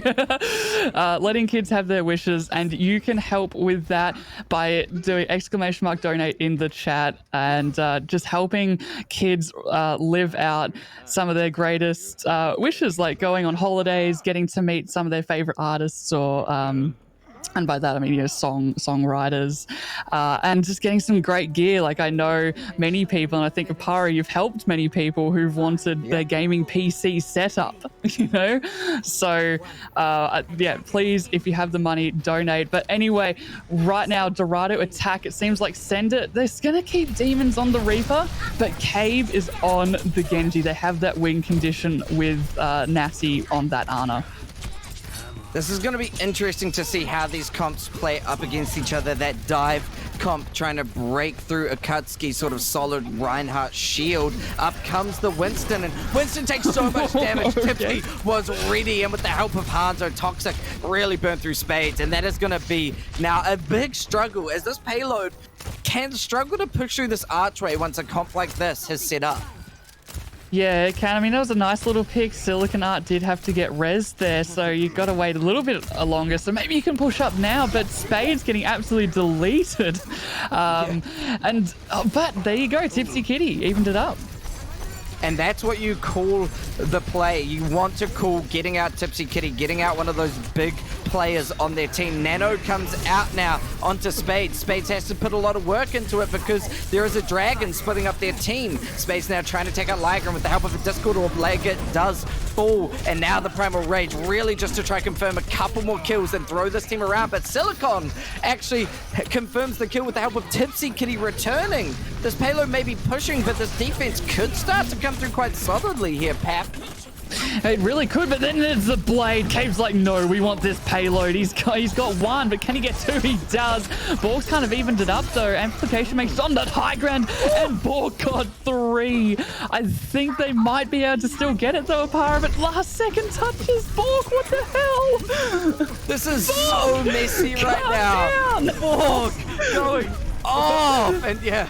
Spades recognizes that. Borg is chasing Spades! Borg's out for blood! I mean, that was massive. I think he got 5 there. I think he got 5. Next fight, Tipsy Kitty with that high noon. Channa, though, able to actually build up a Transcendence, so perhaps will mitigate some of the damage, but can't mitigate that. Spades has gone down instantly, again to Bork. Yeah, that is devastating, and I think this could also be a little bit of a talking point. This support difference, you know, Mystery can res people, bring them back. Channa is so important with the Discord orbs to try pump out damage, but if their damage isn't being focused down well enough, it may not be enough value versus something like a res. All the damage just gets obliterated. You know? Yeah, exactly right. Cave is now almost on this high ground. Yeah, sorry. I was about to say, Cave almost has another blade, however, and then Natty with holding onto that nano this time. But what the hell? I mean, are you going to blade when you're dead? They're going to have to wait because, like you said, no mercy to res you. Yeah, that was a bit odd. Cave seemed to maybe lag out a little bit, just stood still there. So, unfortunate we killed there, but it is just going to give a very valuable time bank to Akatsuki here, who obviously want to speed run through into the semi-finals right now. They're trying their hardest to make sure. I mean, pretty much 6 ults, both sides, but Natty falling again. 37 seconds remaining here. You cannot afford to lose people like this late into the fight. It's a 6v6 when it comes to ultimates for next fight here. Opara, I mean, are they going to pop all at once like goats? You know, we're going to see just every ultimate come out. I think the one to get the most value would be Channa with that Transcendence. If they can keep the team alive. Here's the blade though, blade, it takes out Tipsy Kitty. There goes Toxic Creates as well. However, losing both supports is going to make it harder for Cave to try and get the kills. You can't get up close and personal without that support. Just desperately now trying to find a couple more picks. Little Demons does have that Death Blossom though, and it's all about getting the D-Mech onto Silicon Art to ensure that your Death Blossom gets a lot of value. Goes up in front of the Amplification Matrix and Toxic Creates says no! Gets the headshot, Tipsy Kitty now as well. Headshot onto Spades, and this is looking like it's going to be a pretty solid defense for Akatsuki here as Liger swings through Natty and really confirms that first point hold. Bork, mate. Yeah. Calm down. Nobody could pressure him from the high ground. You know, you had Cave. If they tried to go in, you always had the peel from Diva. And, you know, you saw Spades. He tried his best, but as soon as he jumped in, even when they had the Discord orb on them, just got instantly obliterated, even past Primal. And it was very hard to try and get into the back line and try and obliterate those supports that were just keeping the team alive throughout the entire fight. And Bork, not even just keeping the team alive, but also just, you know, oofing a lot of people on the other team too. So it's all about Sendit's defense here, Opara. How are they going to possibly combat what seemed like such a strong defense? Yeah, they really have to step it up and find some way to make sure this payload maybe even doesn't go around first bend. And it looks like they're opting for a double shield approach with a lot of poke here in terms of Orisa Sigma. Yeah, I mean, that is definitely the best way to sort of play it when you've got, when you're on that defense. You've got the high ground, you've also got the very long sight lines, because Liger, obviously, he wants to get up close and personal and get a shatter in 20 seconds like he seems to be able to do, but he can't get that in any amount of seconds if you don't allow him anywhere near your team. Again, though, they're Demons on the Reaper. Maybe they're just fearing a Winston that's just not coming here, but to be honest, with a poke, I don't see how Reaper's going to get much value unless Akatsuki make a fatal error. Yeah, it's going to have to be just really making that one-person pick-off here with Silicon Art not around for this Reaper to get any value. And this is pure aggression. I love this rotation from Akatsuki here. The support's giving enough sort of healing to push through, and now they're wrapping all the way around to the staircase. Demons caught off all on their lonesome, has to wraith back just to survive. Is going to try now chase down the supports, but gets found by Toxic Creates so quickly. Tipsy Kitty taking out Cave now, and this is going to be really scary for Sender. It looks like Akatsuki decided to send it instead, as now Kalios is dropping. The Flux doesn't come through by spades, but only takes out Tipsy Kitty, and this payload is already smoothly pushing onto that beautiful golden box that gives them the W, and that is going to be it. Tracer gets on, but Akatsuki get it just like that, Pat. Wow. The Opapa curse. It did not need to happen today. Thank you. Yeah. The Overwatch gods were like, it's all right, guys, you never break. Akatsuki, such a strong performance the whole way around. We're going to see a Nano Blade here, but it doesn't even work because Bork ended up getting a 4K towards the end. But a beautiful little blade while it lasted there. But full props to Akatsuki. I loved that wraparound. You pointed it out earlier, but it just mixed it up completely of, instead of, no, you come to us and you have to go through our poke from Send It, to, no, actually, we're going to sit on the payload and you're going to have to run towards us as a poke comp, which makes it even harder. And then you have the DPS that fell very early into that fight because they kind of all split up in about 5 different directions. So really well done of tearing apart Send It's defense, especially when it looked like it was going to be really hard and almost unbreakable. Yeah, that was a really strong play right there. I'm impressed by Akatsuki, and they really deserve to move into the semifinals from a play like that. They obviously know these strats, and they've been practicing like crazy. And maybe that's Mystery is their captain, and maybe that's a little bit of talk around the fact that, Mystery runs orgs. They know how teams function, and they can sort of help out in that sense. Plus, yeah, with the amount of teams that have been like in and out of ley line and sitting in for coaches and stuff like that, you definitely pick up about a billion tips, And it seems that Akatsuki have very, very strong communication. Nothing like that would ever happen in a quick play scenario like we just saw Akatsuki pull off there. So really, it was really well done. And like you're saying, I think the experience from a lot of the members from Akatsuki have pulled them through directly into the semi-final match. But now we're moving on to our next one, Oparer, which seems to be Diamond. Is that Degens versus Degens versus Sender? Yeah, Sender aren't going anywhere. They may have lost, but they're not out. They're already back into our next match, which is going to be our first loser brackets match of the night. So essentially how these games work, the loser brackets, these are your redemption phase. These are, you have lost your first match, but you are not down and out just yet. You are back to try fight your way through. And of course, Diamond G-Gens, we saw them at the start tonight. It's Xbox Lucio's team, a team that looked on paper very strong. But when they, I think, they went up against Blue Eyes. There we go. When they went up against Blue Eyes, they just couldn't crack the code well enough. But they've had plenty of time now to practice, and they've also managed to watch Sendit's game. So this is going to be really interesting to just be able to see what comes through here. I wonder what the communication in Send It is right about now. They're probably having a discussion of, okay, that wasn't great. This is where the mental game comes in, and you're like, okay, we're just going to put that game to the side and we're going to concentrate on this one and how we're going to win this by taking, what we learned from versing Akatsuki just then and see if we can turn it around on Diamond. Just really quickly, let's just, Oparer, do you want to run through Diamond D-Gens?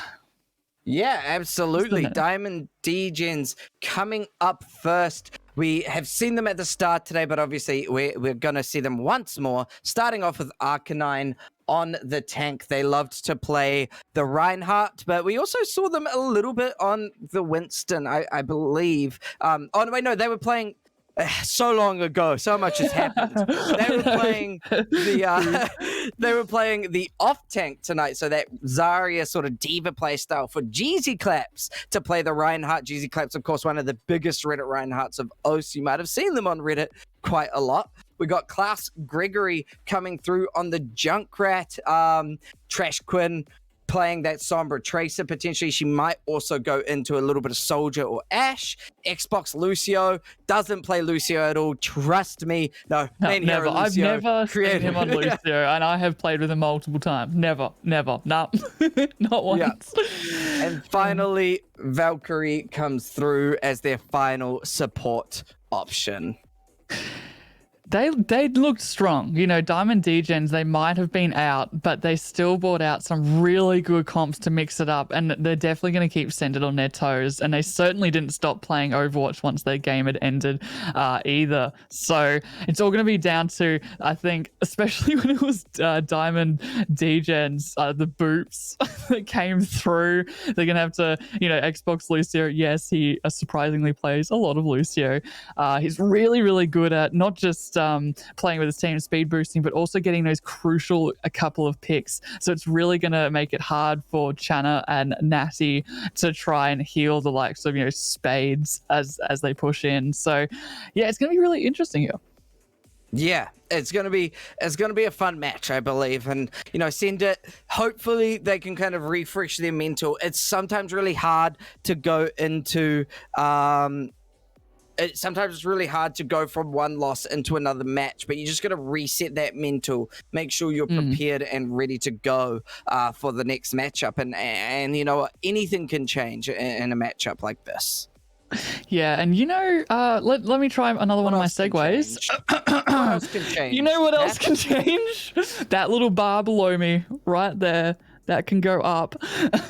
As you know, we're raising money for the Make-A-Wish Foundation, and we've also hit the $350 mark, which is massive. Insane. Thank you. Yeah, insane, guys.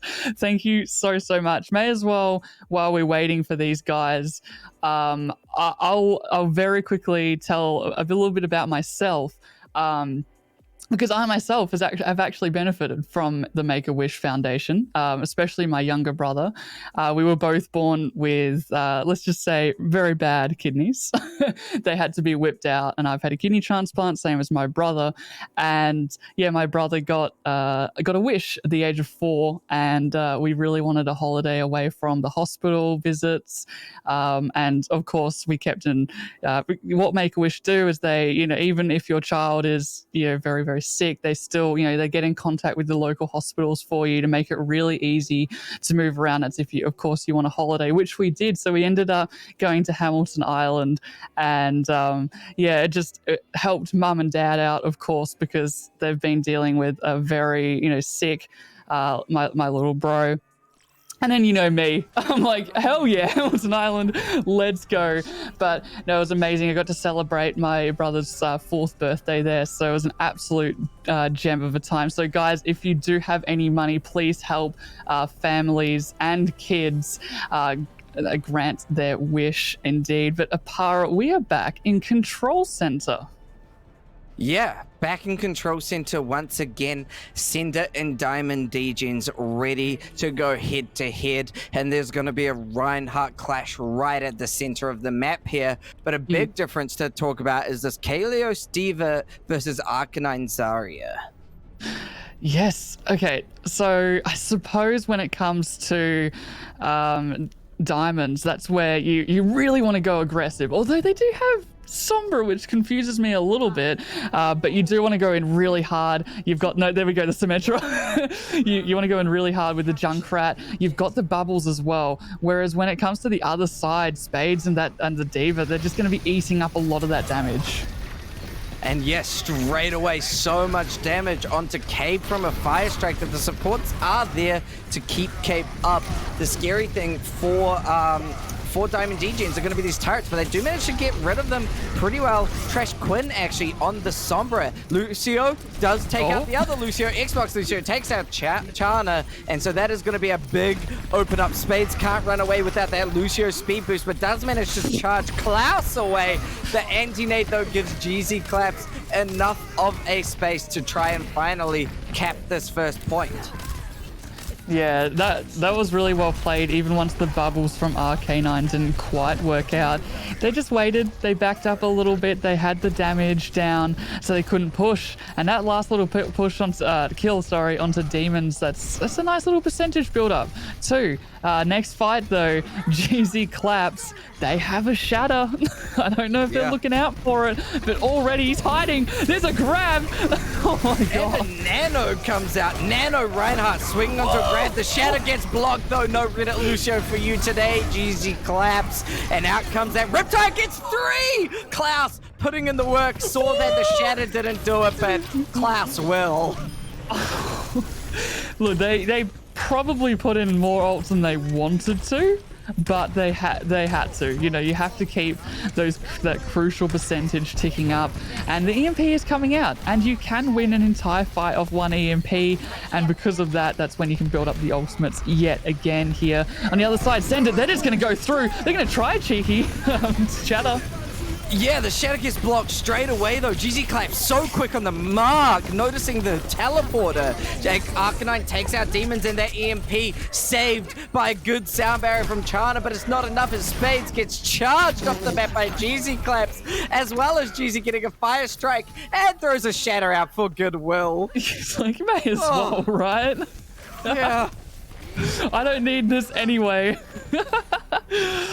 Oh, yeah, now they're pushing really, really far up here. They don't have too many ults, though, so they're backing up. Cast a Curse, of course, but they're backing up here. They just want to wait, get a couple of ults, because Send It on the other side, they're coming up with Bomb. They're coming up with Demon's Death Blossom, and they can't do as much with the Death Blossom, like blocking it or DMing it, so they have to be really careful here as the Bomb comes through.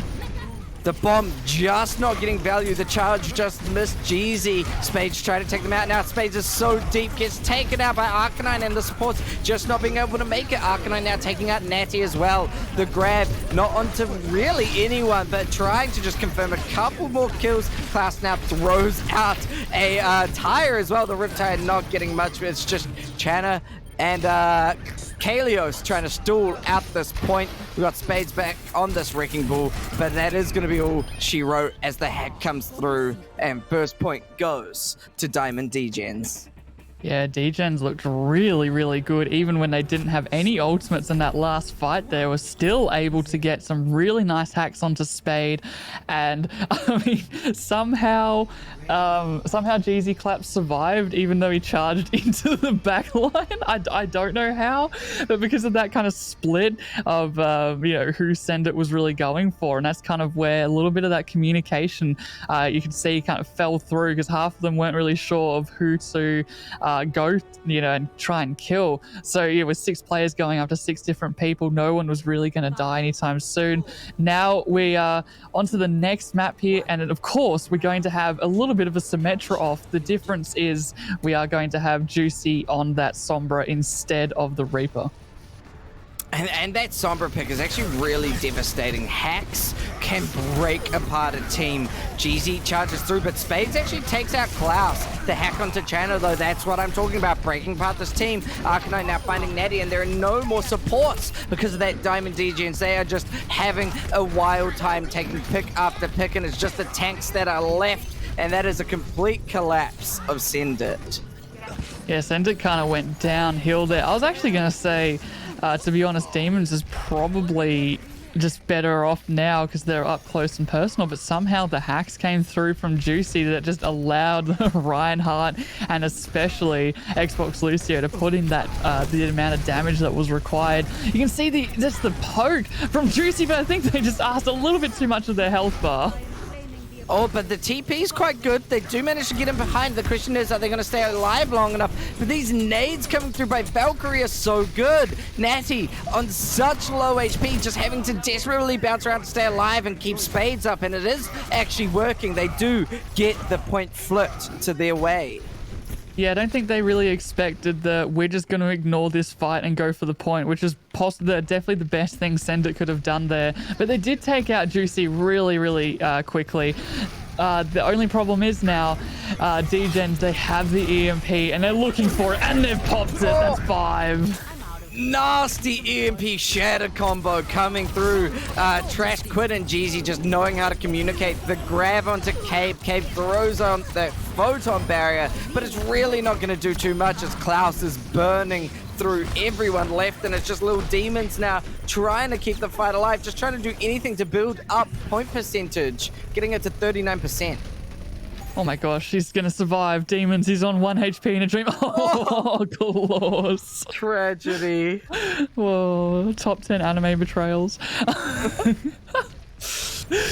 Spades has the shadow for next fight for Send It, as well as Footy with the bomb. Probably going to send it into the back line as they shatter, which is a really, really nice combo. Again, they're just going to ignore that fight and go straight for the point. No, they're not. They're kind of splitting. Oh, the beta and switch comes through. Amplification Matrix at the doorway, but Jeezy does take out Koalas. Maybe a little bit of a miscommunication there. Not really sure, but they're still going to try Send It. They want to go through. The shatter connects onto 2. Xbox Lucio thrown to the ground, getting chased down by a Cave there, but Cave is actually going to kill Xbox Lucio's brother, Jeezy Claps. They both fall together, and that is going to be another wipe, as this point is going to flip the way of Send It eventually once Klaus falls.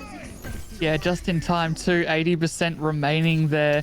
Arcanine, though, will come back with that grab, as well as Jeezy with the shatter. So now the tank ults have switched in the favor of Degens now.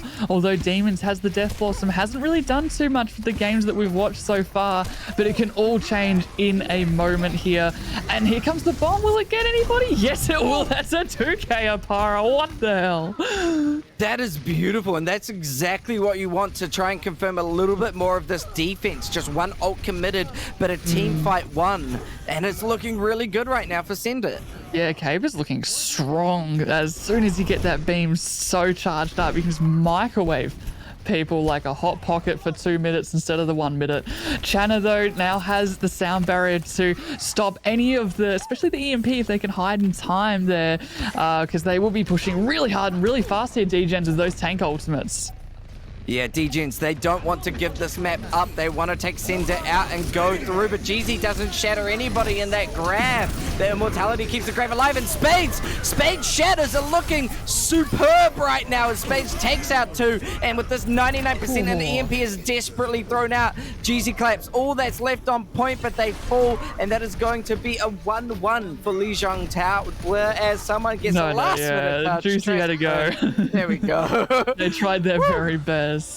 Yeah. Oh no, that was really well played by Sender. I just want to point out, I feel so sorry for Demons. Finally, it's like my time has come, and then got instantly slapped off his Death Blossom.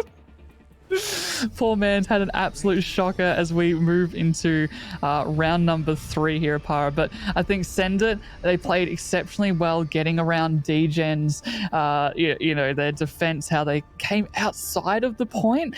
I don't know why, especially when you have that Symmetra, why you just don't stick to the point. That's what Send It did. And you can see it's a lot harder for those for Degens when they tried to re-engage once Send It had control of the point. So with lessons learned, I wonder if Send It can change it up since the last time we saw them on this map here, as they will go straight across. Oh, and Lucio throwing off straight away. That is beautiful. Xbox Lucio has been practicing that. The Reddit brothers of Reddit Ryan and Reddit Lucio working wonders right now. Valkyrie's anti-nade taking out Cave. This is a complete point unlock for Diamond Degens as they do wipe all of Send It. Just little demons left. I mean, you only have the one healer, and, you know, Valkyrie, they're amazing, but they can't keep up everybody, especially when you have a speed boosting... Oh, sorry, wrong person, Natty. Natty can try their very best, but when you have a speed boosting Xbox Lucio booping off the counterpart, that's no more speed, you know, to re-engage, or disengage, in fact, from the Reinhardt for more poke. So it just allowed Jeezy Claps 90% already, and a pick to their name. That's going to make this push hard. However, Spades taking out Juicy Cat. That's going to make it a little bit more valuable. Photon Parrier comes out by Cave, and that's going to give this push a lot of value. As Spades can take out Jeezy Claps. You dance around this wall and stay alive from all the damage, and that's exactly what they're doing. However, we are seeing Crazy Footy take a lot of damage. Koalas getting forced into a grab, has to fortify to get out, and the grab wins that fight for them. Huge grab from Arcanine. That was massive. Also, Valkyrie's Nano helping to just burn down absolutely everybody, and a late little pick there from Demons, who hasn't really been able to pop off, I'm sure, like he'd want to here.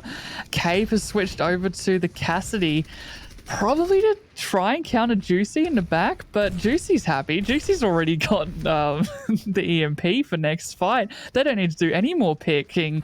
Xbox Lucio as well, sitting pretty with that sound barrier in case anything was to go awry, but I think this is just going to be an EMP speed boost.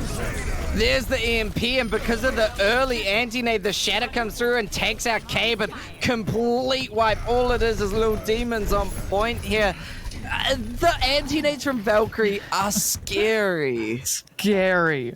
And now we're up to 90% remaining. Can they even touch Spades? They do have that Flux, which is going to be huge if they want to cross the ditch here, which they're going to do. But Xbox Lucio and a hack from Juicy. Not just a hack, asleep as well. Spades was straight out of that fight. Devastating stuff, and wow, you hate to see the Flux fall into the hole. Oh, Diamond DJ's taking it 2-1 though. Cinder definitely putting up a fight. Oh, certainly. We saw quite a good one there, especially in that middle map. Oh, Claws. This is gonna be that 3K, and then 4. It's like 3K tie, and then you got 4K Mind Throw, which is massive. But that sleep was just, I mean, the entire fight was a game changer, but especially the Xbox Lucio very, very early pick there, and then Spades holding on to that Flux until the very end and still couldn't do much because Valkyrie was like, nope, I'm sorry, you're not flying over this. No. I reject. Literally. You're not flying, you're sleeping and falling. That's what Valkyrie decided. Valkyrie decided you need to sleep with the fishes. Yeah, absolutely right. Now, moving into Dorado, before we jump into that, you got to tell a story. I want to tell a story, Pap. Let me tell a story of Make-A-Wish. Hit me with your story. Absolutely. As you mentioned before, Make-A-Wish obviously gives so many amazing wishes to children who are going through really critical illnesses here. And I work for a company that fixes computers, and we team up with Make-A-Wish New Zealand to help them out and try make Make-A-Wish get some value by giving kids these dreamer PCs that they might have, these either stream PCs if they ever wanted to, be like their favorite streamer, or just a really cool gaming PC setup so they can play like their favorite streamer or gamer, or just be an incredible gamer. So I really think that Make-A-Wish, incredible charity to give some love to, an exclamation mark donate to give them some love from us by donating. Yeah, so everybody, please hit up the donations. We thank you for everyone that has donated since. Just a quick shout out to Ice Kitty, who donated very kindly $50. Thank you so much. Sdogga man as well, the producer and the guy behind the scenes, donating, as well as Gatt, who is your cameraman right now, and Flower Dragon. And I think that's, is it P40, or that would just be Patty, but also donating. So thank you so much, you guys. We really deeply appreciate it, and Make-A-Wish certainly do. Absolutely right, but we've got video games to talk about as well, Pap. Dorado. Dorado, last time we watched, was an incredible first point shutdown. What do you think we're going to be seeing in terms of comps and playstyle here? Yeah, I wonder if Sended is going to try something a little bit different, and it seems like they are. I mean, Demons is finally switching off to the Reaper, and I'm not saying that to be mean, but just Demons, they haven't been able to get as much value as they really wanted to, and especially because none of the opponents that they've been versing have been able to, have been playing that Winston or playing the really divey comps where Reaper just thrives. And when Demons tried to go behind and get some picks, just didn't really happen. So I'm glad glad to see that they're going off that, and Channa will be damage boosting Demons. So this is actually looking like a really good comp here. You got a little bit of that poke, but yet you've got the dive to back it up with Cave. On the other side, though, it just seems like Juicy wants to play some Junkrat. Yeah, I mean, the Juicy Junkrat has looked pretty solid so far, so if they can keep it up, I mean, Klaus showed us some good work as well, so it's just about making the Junkrat work, and Jeezy's making Reinhardt work, taking out Cave. Spades now coming onto the high ground, but just falling back, and that's how you want to play this dive, you know, put this comp into pressure, tickle some of the players, and then take out the remaining comp here, and it looks like it's slowly but surely working as Klaus does fall. The res comes through, but Arcanine taking out Little Demons. That could be devastating for this attack right now. It's just a matter of making sure Arcanine does not get away with it, and they do not. The res onto Little Demons, and now surely Sender can get aggressive here and start taking some names before Arcanine can return. But it's looking has hard. returned the favor. Degen, but then the Nano comes out here. Oparer, they need to try and get a pick. Juicy does get picked off, but can they do more? And it's all about this Primal Rage from Spades right now, and it's doing wonders, trying to punch at Mercy flying in the sky, and manages to take out Valkyrie during the Primal. Wow, really good Winston mechanics here. GZ, however, taking out Natty. You need to keep your supports alive. GZ now getting so aggressive in the grab onto the tanks. This fight has been long, but it has been valuable for Diamond Degens, as now this Riptire comes out, taking out Demons and demicking Kalios there. Yeah, I think that's winnable now for Degens, although, oh my goodness, that's a quick blade already. That's one. Yeah, taking out one, trying to find the next in Xbox Lucio, but the immortality is enough to keep Xbox Lucio alive. Cave desperately chasing them down, but Jeezy is so strong on this Reinhardt. Finally, Xbox Lucio falls with a shatter onto Spades. Spades is not allowed to live here. Cave, these fights so back and forth, but it is coming through as a little bit of value for the defense as they can keep this payload from moving. Self-destruct doesn't shut down the res. Oh my gosh, this is incredible gameplay. This is really good by Degens. They're just kind of trickling in and still somehow not dying. RK9 has come back as that Winston, just a little bit more speed, and now they're able to just trickle away, seeing if they can pick up Spades. Spades forced to Primal as Klaus demakes Footy.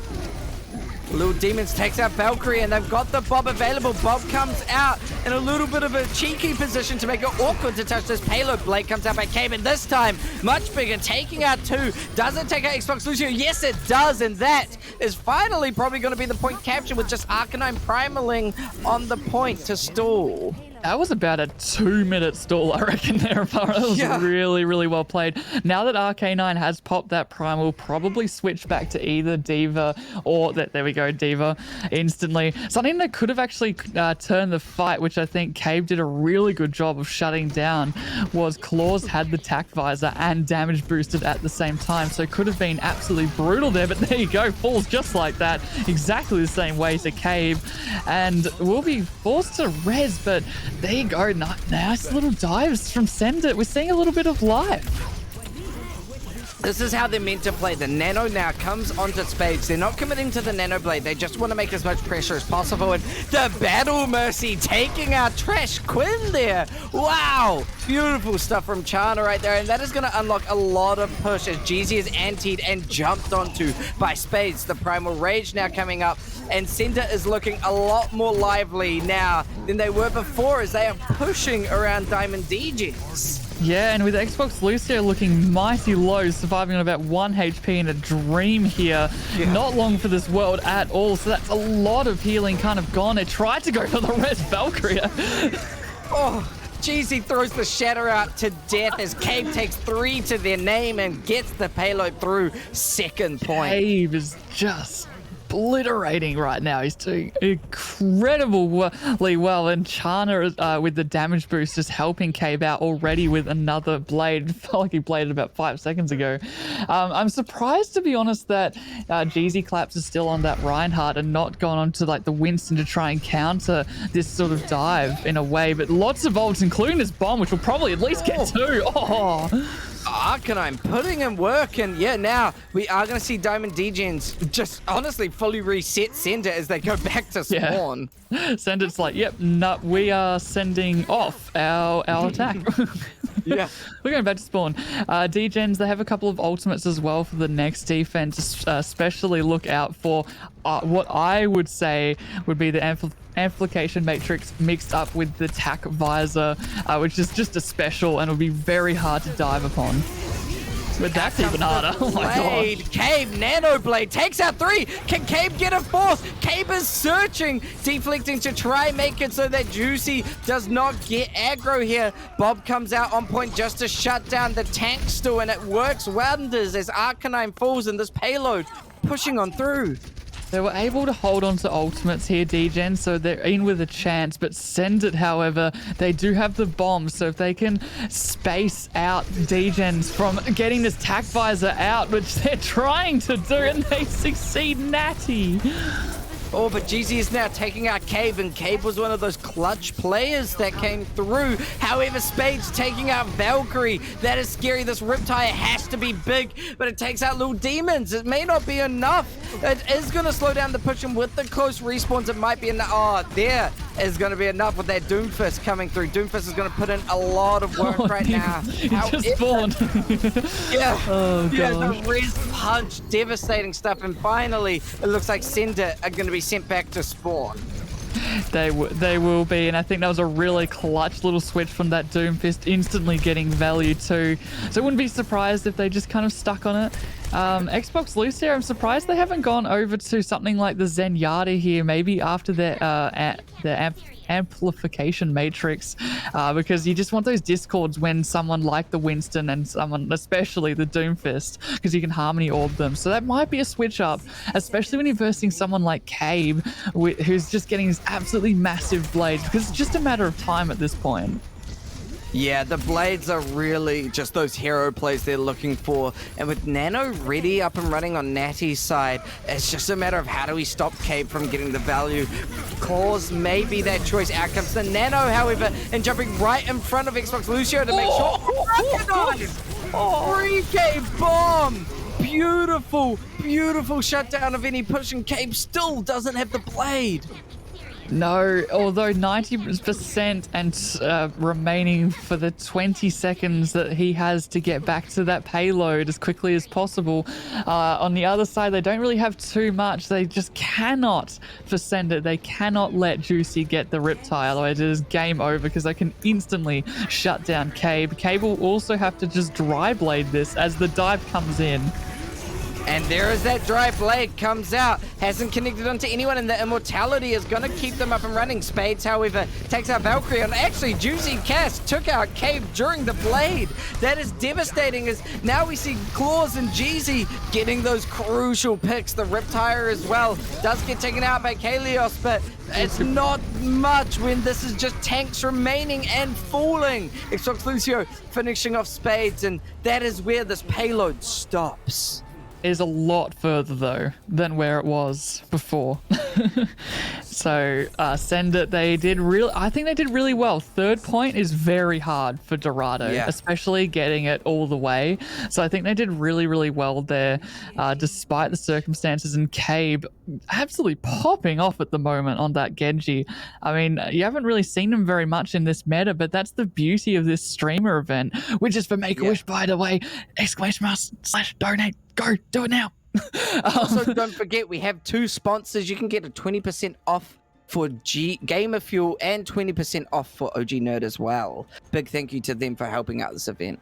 Yeah, no, thank you guys so much, especially getting this, event. Like, I think, Blizzard has really helped as well, just kind of get the word out about what's going on and how we are raising money for the Make-A-Wish Foundation for kids to make their wishes come true.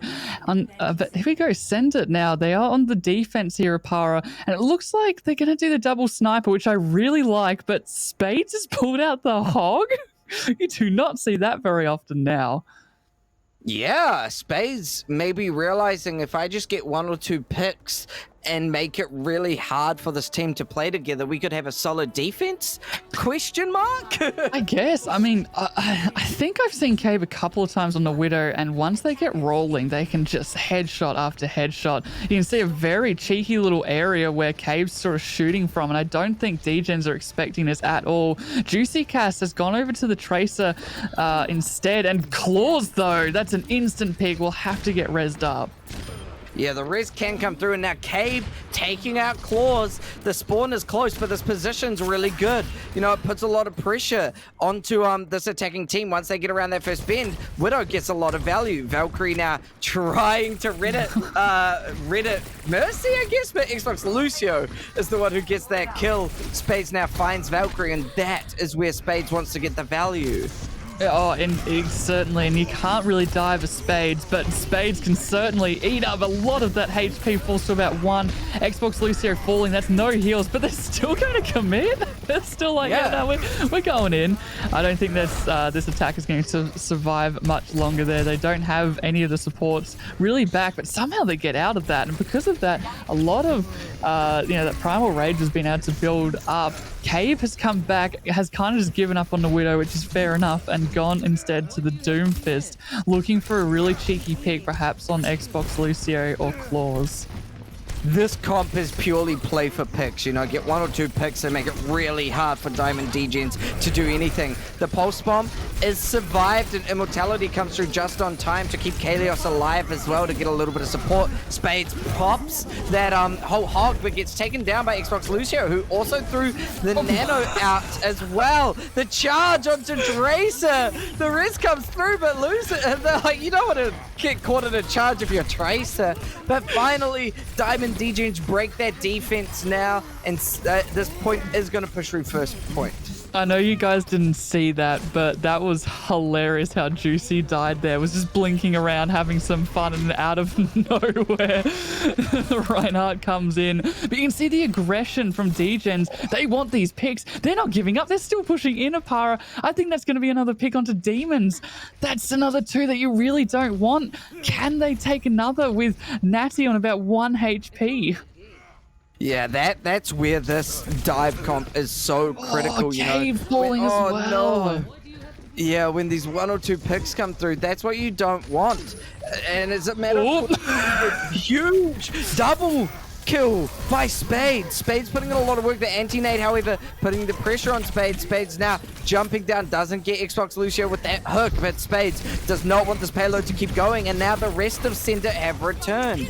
Chana is taking a nap, but doesn't get killed. Oh, wait, no, there they go. Juicy Cass and Arcanine taking out.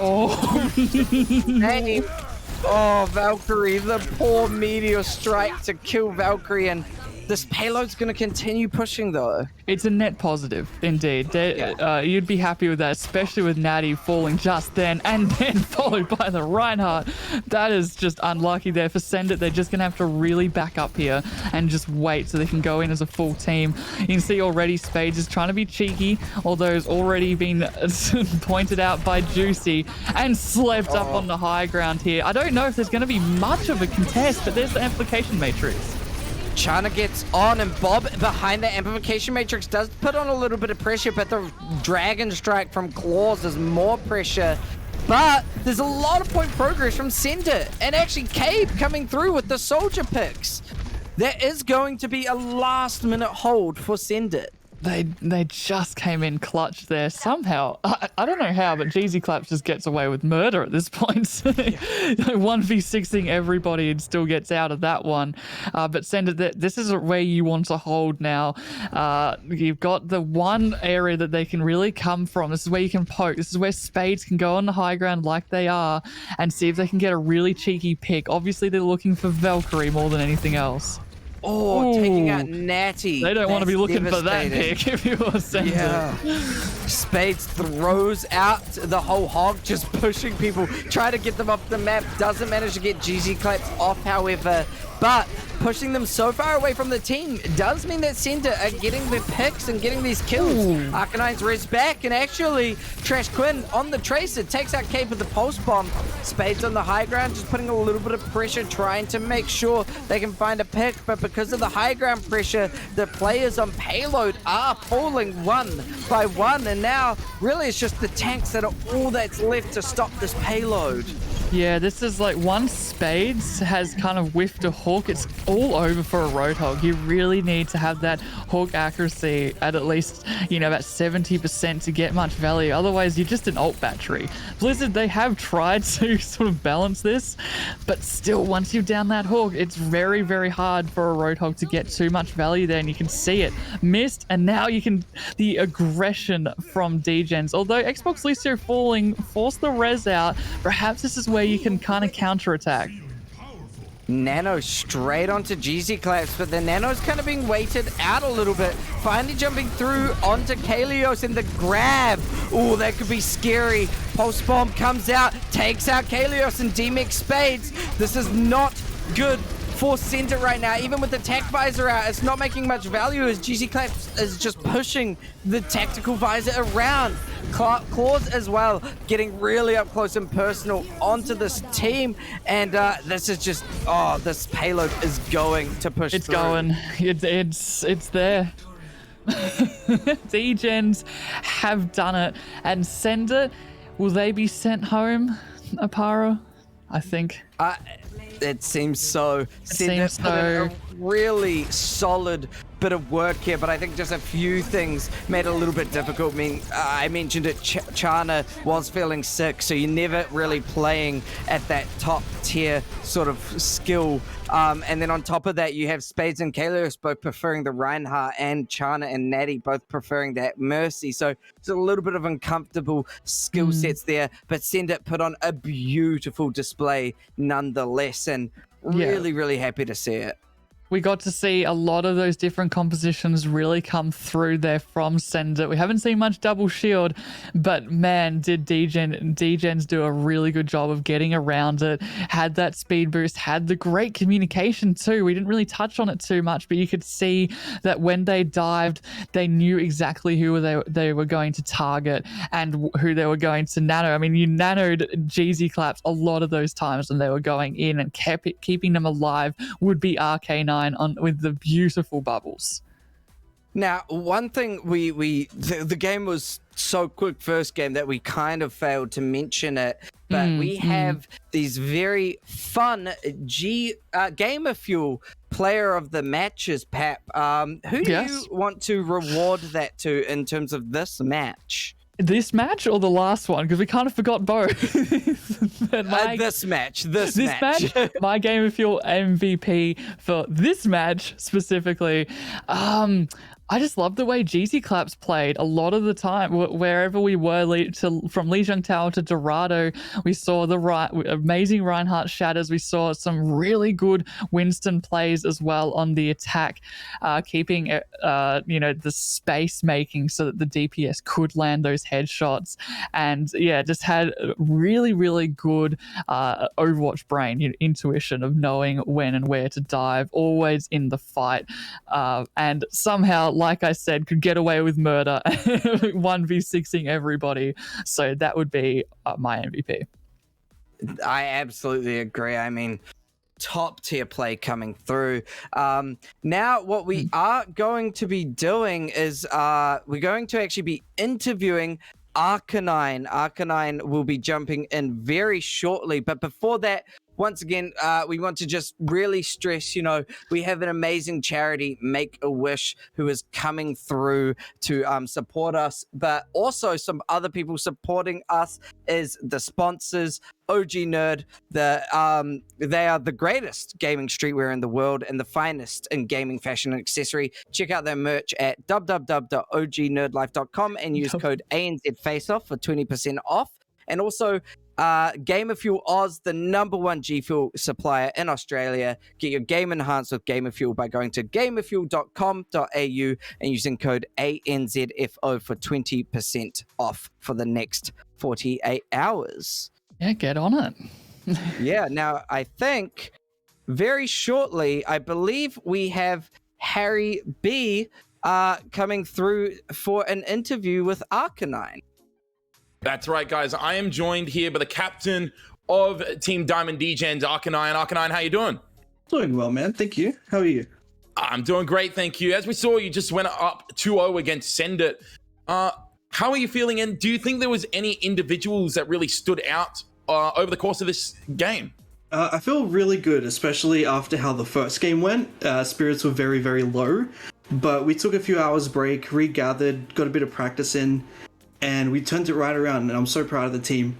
Individually, honestly, I think everyone had their moments when they needed to. Like, especially first map, there were 4 or 5 different plays of the game that could have happened. You had the big tire, you had the sleep dart on the ulting Sigma off the map, you had Sim going in and beaming everyone down. It was beautiful. Like, I can't pinpoint one person. Everyone shone when they need to. Yeah, it definitely was beautiful. And I checked in with your streams a couple of times as well, just to get a feel of how you guys were feeling and how your comm were going. Who do you think at the moment is really calling a lot of the shots for the team there and really turning around the cohesiveness from your first game? First game, the comms were kind of a mess. This game, I was calling my bubbles. Our main tank was calling where he was jumping. Our Ana was calling when they were reloading. So there was just a lot of vocal call-outs from everyone. We had a shot caller for our main tank, and we also had an ult tracker for our support. And the first game, we didn't really hear much of that. So second game, it helped a lot, and there was a big improvement for it.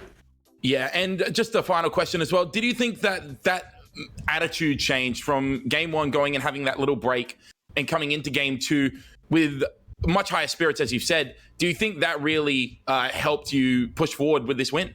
100%, yes. Like I said, first game, we were all just bummed out from the first team fight because we kind of scuffed up the Sim turret and we didn't get to point, and then we just kind of lost. And from there, it was just a bit of a mess and we never really regrouped. But then, yeah, we picked up our spirits. We just said, let's have some fun. Let's play what we're comfortable with. Don't force anything. And it was really, really good feeling to turn that around. Yeah, too easy. Well, guys, thank you so much, Arcanine, for that interview. It's really nice to get some insight into the teamwork there. And a special thanks to the viewers as well. We've now reached $350 for the Make-A-Wish Foundation. If you'd like to donate any more, it will be an exclamation mark donate in the chat. And click the link there to donate to what is a really good cause for some children who are really in need. Thanks so much, Arcanine. Thank you. And thank you. Yeah, great. Thank you, Harry. No, that was a really, really good showing there by DJs. And now we are moving on to our final match of tonight. Yeah, we've made it, Pap. This is our final losers bracket match of the night. And I have a feeling this is going to be a very exciting one, as we're going to be watching Feeders Inc. versus Blue Eyes. We are indeed. I think we've all watched these guys, so let's just go through really quickly. Blue Eyes for our first team. For the tanks, you've got Fallen, Angel, and Kai Jamo will be the tanks. And then for the DPS, you've got Lion and Always Toxicity. And then for the support, keeping everybody alive, will be Yummy_NZ and Iced Kitty. Yeah, and jumping into Feeders Inc., we are going to be looking at the tank line of Vibarelli and Wanted Fruitcake. Then we've got Hash and Bryn returning on that DPS line, and Mutnik and Tank are going to be that support duo to keep the team alive. And I mean, this is really an interesting match up here because Feeders Inc., they've got Mutnik, they've got Hash, they've got Tink. They have a lot of returning players. Whereas Blue Eyes, I might have a little bit of personal bias because they've got 2 New Zealand players, but I like that team because they've got 2 New Zealand players. Of course, they've got Kai and Kitty returning from the previous tournament as well. So this is going to be a really interesting matchup to watch and witness what will happen here. I'm excited. No, I am really hype as well. Kai also in game will be called Golden, so I'm. But yeah, Kai Jamo. Yeah, here we go. Lijiang Tower it will be, and we've seen some really good compositions from both of these sides at the moment, Opara, but I think we're all expecting the Symmetra, maybe if it's not control center, but yeah, it's not. So it looks like we're going to get a sim probably just straight through the window. We saw a lot from last match, especially from thexboxlucio, being able to get those crucial boops to allow their team to basically 6v5 everybody else. So it's all about how are they going to approach this, because there's so many different ways, but seems to be the sim every single time. So how are they going to do it this time round? It seems though that Feeders Incorporated, they're going to take a little bit of a different route. They've watched all the other teams and they're like, you know what, we're gonna do something a little bit different. I mean, obviously Blue Eyes, they're going to get to the point a little bit faster, but perhaps the poke from Hash and Bryn will shut down anything that Blue Eyes has to offer. I think that's going to be crucial, is just making sure they shut down, especially Lion. Lion has been putting in so much work so far, so keep an eye out on that Cassidy. TP early straight onto point. However, it looks like Hash and Bryn opting to take that bridge approach because of this point presence for Blue Eyes right now. It might be a little bit harder for Feeders Inc. to try and push in. Maybe they'll try and do what they do of feed and then just get kills. It might be a good strategy, but these Symmetra turrets are going to put pressure. It could be. The problem is they're kind of standing out in the open here, and with no Reinhardt barrier, this just allows Lion and especially Kai, who just burns down Bryn already, and then Hash falling. It's just not looking good when you're stuck out in the open, and already Blue Eyes just looking so comfortable on this point here. And look at this ultimate for Lion. Deadeye already coming out. Doesn't connect onto anybody. And a really good anti-net from Mutnik, but it doesn't matter too much. It's like there's just so much domination and presence right now from Blue Eyes. Yeah, especially because the amount of healing as well has allowed Yummy to get to get the amplification matrix really, really early here, and you get Fallen Angel to do one fire strike through, and if it's not defense matrix, it could do that. Amplification fire strike right onto Bryn. That hurts. The amplification matrix really bringing so much damage. Deadeye thrown to the wind by Hash, and that is going to be a wipe of Feeders Inc. I think if you were Feeders Inc., you've kind of just got to wait and get your ult, poke very slowly and methodically, because if you try a direct attack, that's where you get Decimator on that Symmetra, just being able to beam everybody down. And Lion absolutely brutal with those flashbangs. They're also going to have to look out if they do directly dive for a shatter here. So they don't really have much Feeders Incorporated. They're going to have to think about it.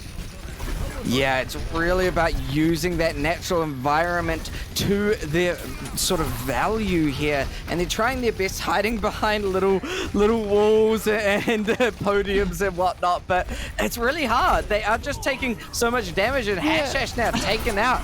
Valkyrie forced out by Tink, and out comes the Blade. They're building up this Blade so long, but the sound barrier is going to make sure that the Blade gets next to no value. Shatter came out by Fallen. She may have not gotten much, but she is already at 50%, dare I say, and no picks have come through for Feeders Inc. yet. However, Fruitcake, the Wanted taken out, Lion takes out Mutnik, and that is going to be first point of Lijiang going the way of Feeders Inc.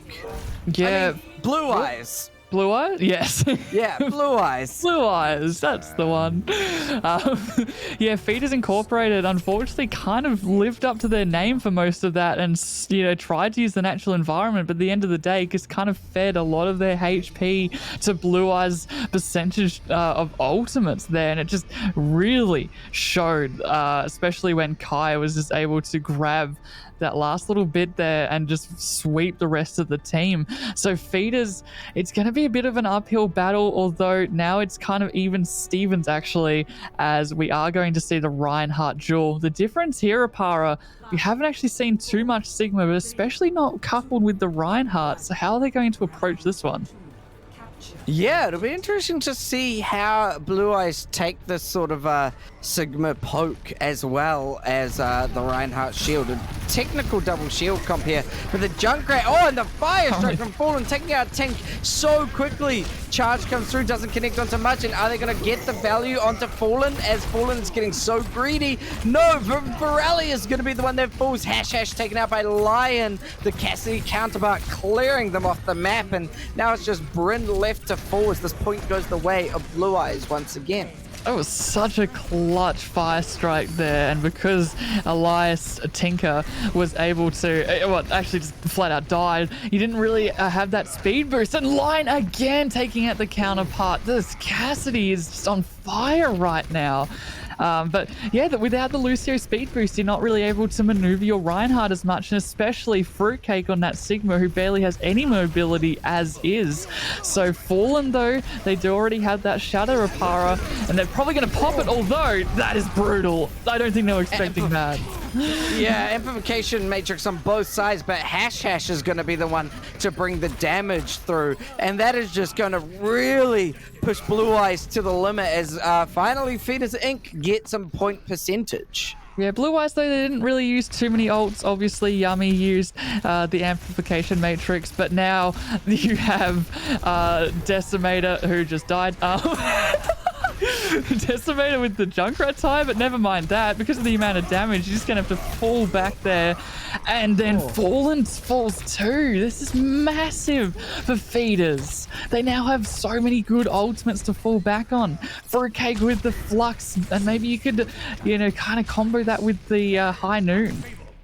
Yeah, this is a really good position right now for Feeders Inc., especially with this dominant sort of hold at the doorway. Blue Eyes have to first push through the doorway, taking so much damage. Fallen and Vibarelli, they're probably going to do a Ryan shield battle, but the dragons come through.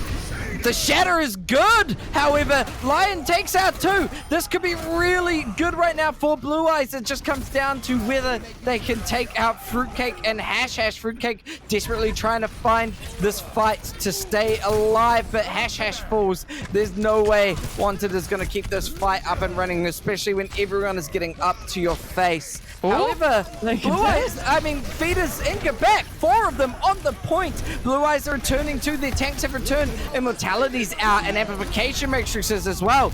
The grab is so good, taking out Tink and Vibarelli, taking so much pressure. The charge actually gets killed mid-charge, and that flip is finally going to go to Blue Eyes, but what a good stall. That was a really good stall. They got an extra 20% and also more of the ultimates. Hash still has the High Noon, but the Flux have been able to keep hold of that one. So if they can get somebody, the support, especially taking down the Immortality field really early next fight, they're definitely in with a chance here. Blue Eyes, though, that's a really nice early Noon, forcing the team to get into an uncomfortable position. But on the other side, shut down, though. Lion's Deadeye shuts down Fruitcake, trying to pick up any sort of play. And now Lion is just on a tear, taking names. Look at that aim. Beautiful Cassidy aim right there. Now this is final fight territory. Opara 80% remaining here, and Feeders, they don't have too much. Tinker, though, they will have the sound barrier, and they'll probably just speed in because you don't really have anything to block. But that's a huge shatter. The shatter taking out Fallen. The tire does take out Fruitcake, but it may not be enough, as it is going to be 5 on the field right now for Feeders Inc. Hash takes out Golden, and Bryn finds Decimator, aka always toxicity, and the point does flip. Yeah, I don't think anyone was really expecting that shatter for Blue Eyes, because there wasn't even an attempt from Fallen, just kind of fell over. And yeah, without your Reinhardt to be able to count the amount of damage coming from Feeders Inc., there's nothing too much you can do, with Bryn landing so many headshots there. Amplification Matrix coming out, lots of damage.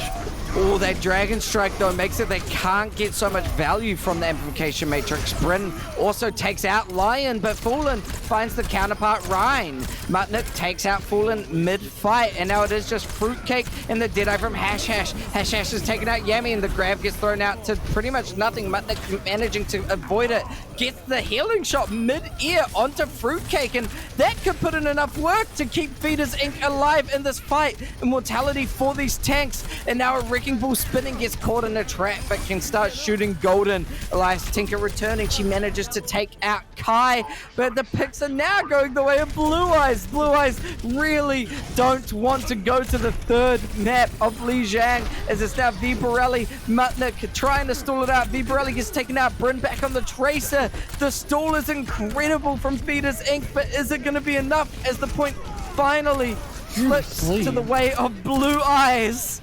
It looks like it's going to flip right back here, Opara. Amplification Matrix, that's a lot of damage. A lot of the players from Feeders are back, especially with this mobility from the ball here. Hash Hash evening things up here, Opara. And it looks like somehow, against all odds, they're going to claw it back. That's Vibrelli also taking out Lion. That's 4 picks now. It's only the Lucio left. Hash Hash absolutely decimating Blue Eyes. And the flip goes to the way of Feeders Inc. Wow, they really know how to stall and get back to point quick enough. Both of them did. Yeah, did exceptionally for sure. well. But Feeders Inc. were just able to come out on top with just that amplification matrix helped to get those 3 picks very, very early on. So that just shuts down immediately a lot of the stall potential, especially when you take out the likes of the Lucio. And then you've got the ball as well, just to back you up here. So we're on to our last map here, Opara of Lijiang Tower. It's as close as ever, and it seems like we're going to have another one of those Symmetra battles. Yeah, these Symmetra battles are crucial. Like I've said, you know, the first Symmetra to take that point presence, it's just critical, and we're going to see who can set up quicker than the other team here, as it looks like it is going to be Feeders Inc. just getting on a little bit quicker. So it comes down to Blue Eyes. How are they going to respond? And with Fallen Angel charging Vibarelli, that could be enough pressure. However, Fallen falls to Hash Hash, and the Symmetra beams, once they build up, they do so much damage. Mutnik and Bryn take a name each, and Hash Hash finishes off Kitty, and that is going to be point going to Feeders Inc. Do you know what else we can finish off? We could finish off the halfway mark. We are getting quite close here, guys, for our charity event for our Make-A-Wish Foundation. If you're interested in donating to a really good cause, get onto it. But do you know what else we're going to get onto? The pharmacy and the goal. And Kai just absolutely decimating. Was there even a defense from Feeders? They just all went downhill as I was going on, because that was so fast. They were just able to get the right picks, and I don't think they were expecting the very quick switch up and line in the sky, just raining those rockets from above. But yes, if you are interested in donating, !donate is what you need in the chat. Let's see if we can get it up. And now, after that very quick TP. Oh, the shatter from Vibarelli. Out comes an amplification matrix, and just as quickly as Blue Eyes took it, Feeders Inc. would have taken just as fast, but Lion says no! Lion says, I'm not done! Lion says, I'm taking 5 of you to the grave with a beautiful, beautiful rocket barrage. Lion! One switch was all that Blue Eyes needed in one fight. Was able to get that much value. Bryn, though, that's a nice little even up. I don't think they'll be able to get a res either. And you saw really fast Hash Hash as well with the TP. They have their opportunity, just need to make good of it. Out comes that photon barrier to shut down the amplification matrix. Fallen, really good shatter, but the charge gets shut down by a charge of its own from Vibarelli. Grab now connects onto 4 even, but the sound barrier does keep the team alive. Vibarelli takes out Ice Kitty now, and that rocket barrage is not going to get any value. Mutnik was on point this time, and now the point is going to flip the way of Feeders Inc. The amount of speed from both of these teams Oparer is beautiful to watch here. Now Feeders Inc., they have point control, but how are they going to stop Lion? They did it before, but they need to do it again. It's very hard when you've got a Farah in the sky, raining rockets from left and right. You do have Bryn. They've done a fantastic job so far, but Hash also, with the amount of damage they've been putting through, they have to watch out for that. Oh, Decimates Hash. Absolutely, and that's going to really open up this fight. However, Bryn is not done. Double kill with their gosh, how did I forget that ability's Helix name? Rocket. Doesn't matter. Thank you, Helix Rockets. Thank you, Pat, for saving me there. However, Lion Mane on the point manages to get the flip over just on time, and now can start flying as this Reinhardt tries to swing their hammer up into the sky. Does actually take down the Farah, and now the Shatter shuts them down. No entryway, but this point is still ticking the way of Blue Eyes. That cheeky cap is getting so much value, and actually with Vibarelli falling, Kai and remaining Co might be able to stall this out and get the point win. I don't even know if anyone can really touch here for Feeders. They kind of left it too little too late. Cassidy, they're going to try their best to touch, but to be honest, how can you when you got that grab that just locks you up? Blue Eyes, they take it after some sublime Farah play from Lion, and there has to be play of the game with that 5k. And wow, just these teams so back and forth, really looking solid. This was an incredible rocket barrage here. Essentially getting themselves a 6k all in all. Like, wow. That's the Farah I dream to play when I play video games. Yeah, whenever I try, I just get instantly deleted. I'm like, oh, I'm up in here. Oh, I guess not. But man, the soldiers also played their roles. You had the Battle of the Helix Rockets there, where there was some double kills somehow from one to the other. It just came down to those picks from the pharmacy, and like you said, that really cheeky cap actually got easily about 20% more than I reckon Feeders Inc. had in them. So because of that, you had barely any time to get back to the point. In fact, such little time, they were able to be grabbed up into that little square there, not even approach it. Moving on to Dorado here, Oparer.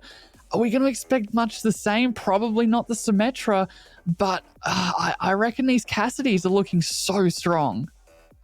We could also see that pharmacy come through again. I mean, Farah can fly high in the sky in Dorado, at least on the first 2 points. So you might see it come through in Lion, especially after such a really strong performance there. But yeah, the Cassidy could come through.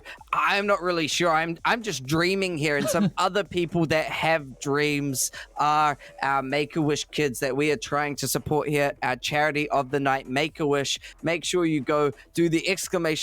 Donate in chat. Pass on the love from us and yourself to all these incredible kids who deserve a really amazing wish. They do indeed, Oparer. So guys, get on that ASAP. Now we're on to Dorado. I mean, this is it. Feeders, they have to win this one to be able to have a spot in those finals here. But yeah, Blue Eyes, they're on a little bit of that mental high after such a close victory here. Feeders, they're going to have to pull themselves together. They can win. They've got this. They have the ability to.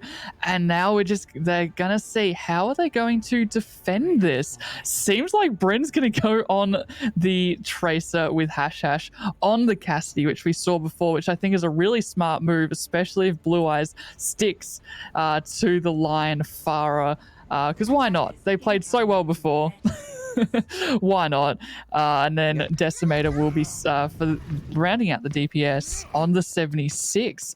And it's going to be down to, obviously, can Hash keep Lion at bay, but also can Tracer, Bryn, keep the supports sort of preoccupied, maybe take out the Mercy in the sky, just be that nuisance so that not all of the damage comes upon Feeders at the one time. So it's all down to how does this dive operate? It's going to be crucial that Bryn harasses Yami especially. I mean, Bryn's actually going to look at Ice Kitty and the Pharmacy duo here, which might put a bit of pressure. However, Lion's putting a lot of pressure onto V. Borelli, manages to get away with a slither of HP, and now it is just going to be this payload continuing to push along, trying to get as much progress as possible before we see Feeders touch, and Hash actually takes out Lion. That could be critical here, as now Fallen is getting a lot of pressure from the tanks. However, Ice Kitty gets the res onto Lion. This push could continue along, Pat. Yeah, it's also very hard to see who is a good dive target. I mean, you've got Yami and you've got Decimator, but even they have those, obviously you've got Sleep and then you've just got the legs. So they've got to be really careful of who do they try and dive. They're going to try and dive with a nanoed Winston. Yeah, I mean, the Nano Winston's putting a lot of pressure onto Fallen and onto these tanks. Vivarelli does manage to take out Yami, and Bryn is doing that work of getting up behind these the players of Blue Eyes. It's working really well right now, and I mean, you got to be happy if you are Bryn. Yeah, Bryn also taking out Ice Kitty, although... Oh, Lion! Oh. Lion and Decimator, they're going to push the cart. They're like, yeah, no, okay, there's a Winston there, but to be honest, what are you going to do about it? They have to use sort of that natural fountain to see if they can block it. Get slept up, though. This is going to be brutal if they can kill him instantly as the Nano comes through with the barrage. Primal Rage, however, does manage to keep Vibarelli alive, and now the res onto Mutnik means that Bryn can take out Lion Mane with the knowledge that their supports are there. Deadeye from Hash takes out Ice Kitty, and this Nano Tac Visor probably isn't going to get as much value as you had hoped for. Does take out Mutnik, but the bomb from Fruitcake finishes off Yami. No more honors on either side, and that is going to be a spawn cool return to spawn if you are on Blue Eyes. Yeah, that was really well played there by Bryn, taking out Pharmacy, especially when it was in your back line as well, because you can't res when Lion dies, beside your Ana there. So you were able to really push up, not have to look up all the time, and just focus down on the supports, and especially on Golden, who was Kai, who was put under a lot of pressure. And now it's going to be interesting to see Hash getting stunned quickly, but manages to survive. Now we are just watching Fallen and Kai push up. Out comes that grab onto the res. Hash gets res, but tank falls because of it. The anti-nade onto Fallen doesn't stop them shattering, but Bryn gets a beautiful double pulse bomb. Yami and Kai both falling, and Bryn taking a third, taking out Decimator. Wow, solid play by Bryn, doing exactly what you said they should. Yeah, exactly. Bryn was left alone, and that is brutal for Blue Eyes when you just let Bryn be free, because they can clearly make the Tracer work. Now we've got 40 seconds remaining here.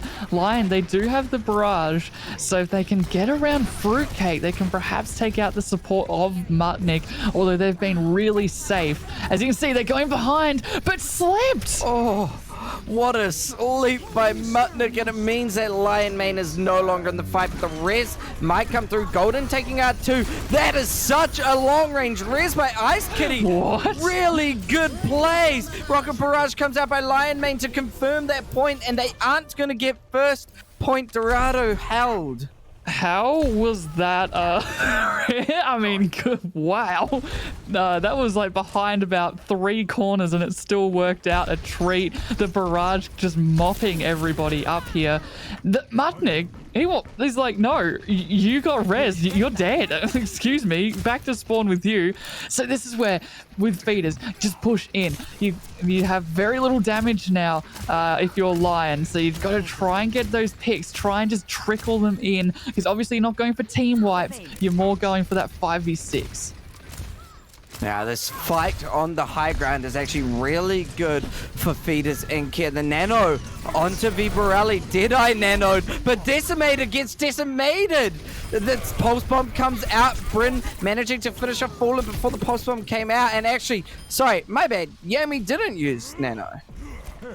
No, that was Mutnik used Nano onto Virelli. And that was just a lot of damage for that Winston tickle.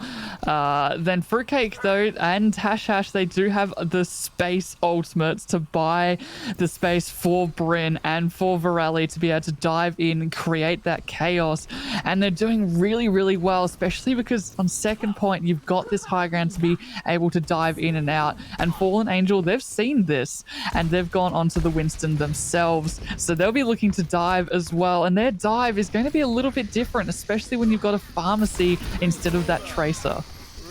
Ooh, Decimator, however, finds Bryn, and now if they can start bringing a little bit more aggression, but that Primal Rage is going to stop any aggression as Yami gets taken out. Mutnik does find Lion Mane as well, and this is looking good for Feeders Inc. Once again, another push solidly shut down. Yeah, this is where, as a defenders, Feeders Inc. are in their prime. It is a lot harder on first point because you've only got 1 or 2 high grounds to really fight from. But here you've got a big space where you can just kind of put Mutnik all the way in the back. A lot harder. 30 seconds remaining, Oparer. This is it. They have to touch here, Blue Eyes. They have had a couple of last-minute switches here, so they have to make this work. Kai's bomb has to be absolutely enormous as they don't really have anything else to their name. Nano goes out onto Vibrelli. Can Vibrelli get those crucial picks onto the supports, chasing down Ice Kitty, and they do manage to take them out. Kai throws that bomb into that back line, but doesn't really kill Vibrelli. Hash and Bryn, however, are putting in that work. Hash now finds Fallen, and this is not looking good if you're Blue Eyes, and it is just Decimated, desperately trying to keep the fight alive with Kai supporting them desperately. Ice Kitty gets back, but instantly she's taken down by Hash. Vibrelli finishes off Kai, and now it's just Moira to touch, manages to get the touch with the help of Lion, but they both fall just as quickly. A touch comes through by Fallen, but you're gonna fall, and that is gonna be payload shut down just around that sort of second bend of second point Dorado. They got it decently far, but man, Feeders Inc., as soon as it approached that second point, they came into their own. Bryn was a fantastic tracer because it's even harder to try and track down where they're going to come from. And then you've got, Hash on the high ground just protecting Mutnik. So it was even harder for Lion to be able to flank because it was very easy to see where they're going to try and attack from. So you saw a couple of the last minute switches from Blue Eyes, but it was too little too late with the Genji swap, and you saw a Brig swap as well just to try and protect Ice Kitty from the dives, but it's just too many ultimates for them to be able to counter. Oh yeah, absolutely. When there's so much ultimate pressure available, it just becomes really hard. And I mean, that comp of just Winston Diva up on the high ground, it can be so hard to break. You have to play pixel perfectly to try and break a defense like that on second point Dorado. So I understand the struggles. The struggle is real. Yeah. Now, of course, we are going to get Blue Eyes and their attempt at defending here. They've seen the brutality of the dives, so they're going very anti-dive here with the Mei Torbjorn strat. Of course, the Torbjorn is naturally very hard counter against the Tracer if the Tracer doesn't know, where that turret is poking them from. So, I mean, already Virelli is on about 1 HP, has to be healed up here. This Mei from Decimator put a lot of pressure onto Vibrelli, and yeah, like you said, so low, trying to stay alive, but Tink is actually going to be the one that falls to Decimator. Losing the res and losing that healing from Mercy could make it pretty hard for Feeders Inc. to push, but they are close enough to spawn that they can still be aggressive. I like this wraparound coming through by Feeders Inc. trying to go up the staircase, but it got called out early by Blue Eyes. The Mei will shut down the Winston dive. They do, so everyone's just kind of falling back, getting their abilities out as the Nano comes in. Yeah, Nano coming through on to Vibrelli, and Vibrelli knows how to use those nanos on Winston so well. Hash takes out Fallen Angel, and now this is just going to be a full collapse here. Hash throws the Deadeye up. Actually, the Amplification Matrix might stop the full collapse as Molten Core comes through as well by Lion. It's scary to touch the lava on the ground, and Bryn finds Lion Main's lava as well as a little bit of a headshot. Lion Main takes out Hash on this Torbjorn, and we haven't seen Torbjorn on the series so far, but it's working as Golden self-destruct as well, taking out Mutnik. Lion taking names. Oh no, what the heck? I think you got about 4 headshots there as the Torbjorn. And of course the rally was able to keep a lot of the members alive. And now you don't really have too much. You do have, of course, the Blizzard, and you do have to be careful. Fruitcake might be eating that one up. Mutnik, these nanos have been so good. So if you can get it on someone like Varelli as they dive in for this next attack, I think this can be the one. But they're going to have to be really careful as they fell so low immediately there. I'm really liking this defense so far. Yeah, solidly strong defense coming through by Blue Eyes. They do not want to be out of this tournament because, just a reminder, this is the losers bracket. Once you are out for good. Vibrelli gets that nano once again, but that Blizzard is scary. Blizzard comes through as well as a Molten Core really zones out. All of Fetus Inc. and Lion Mane just getting so much value from it. Bryn does take out Lion Mane, but too little, too late as the rest of your team is taken out. Yeah, and now we're kind of approaching where a lot of the ultimates of the defense will come back. Mutnik, a little bit of a switch up, has gone to the Baptiste instead on the attack, just to try and keep their Reinhardt alive, which they've also switched instead of that Winston. They can see that they want to go head-to-head directly against Fallen, but Fallen has a shatter here, Opara, and now they're going to try wrap around though. Blue Eyes, they're going to go... Oh, no, sorry, not Blue Eyes. Feeders Inc., they're going to go around and see if they can... Maybe... No, they're like, oh, no, we're actually going to go this way. Fake out. The fake out. Fake it till you make it. Beautiful fake out. Yeah, but the Maywall putting in a lot of work. Shatter gets blocked by Vibarelli. Remake from Fruitcake. The self-destruct didn't get too much, and now Fallen is fallen to Mutnik. Lion Mane and Golden, though, just getting so much value. Kai really good on the Diva. Decimator finishes off Fruitcake, the res onto Mutnik, but Mutnik's all that is left, and now this time bank, 20 seconds left. Hash has to desperately try to find some value, but just gets chased down by Decimator and a hammer from Lion. This is scary stuff for 10 Blue Eyes. seconds remaining here. They have to do this, Feeders Inc. As the Torbjorn Molten Core on the cut. Lion with the bomb from Golden as well. Opara, this looks like it's wrapped up in a little bow. Yeah, this looks like Blue Eyes are the ones that are going to be moving up our losers bracket. It's just a matter of anyone touching, but no, they cannot. Blue Eyes take the series 2-0. And my gosh, just what entertaining games. I mean, Feeders Inc., they certainly were not down and out in that matchup. They definitely put on a show for us. It was so close right until the very end, and I loved this defense here, especially Varelli nano boost. I mean, what are you going to do about that? So much damage coming out there. Exceptionally well played from all the teams. And Opara? No Papa curse. In fact, we did not even touch the third map. We did not see any winter maps, which is just very surprising. What? Considering our theme.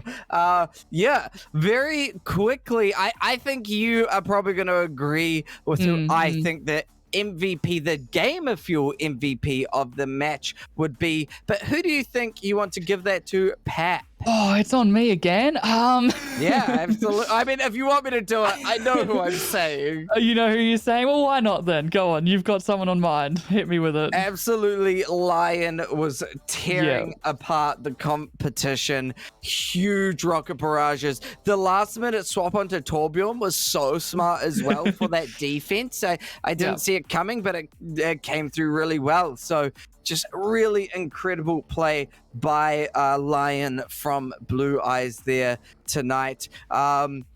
Really quickly, Pap, let's just run through our sponsors and our charity once more for tonight.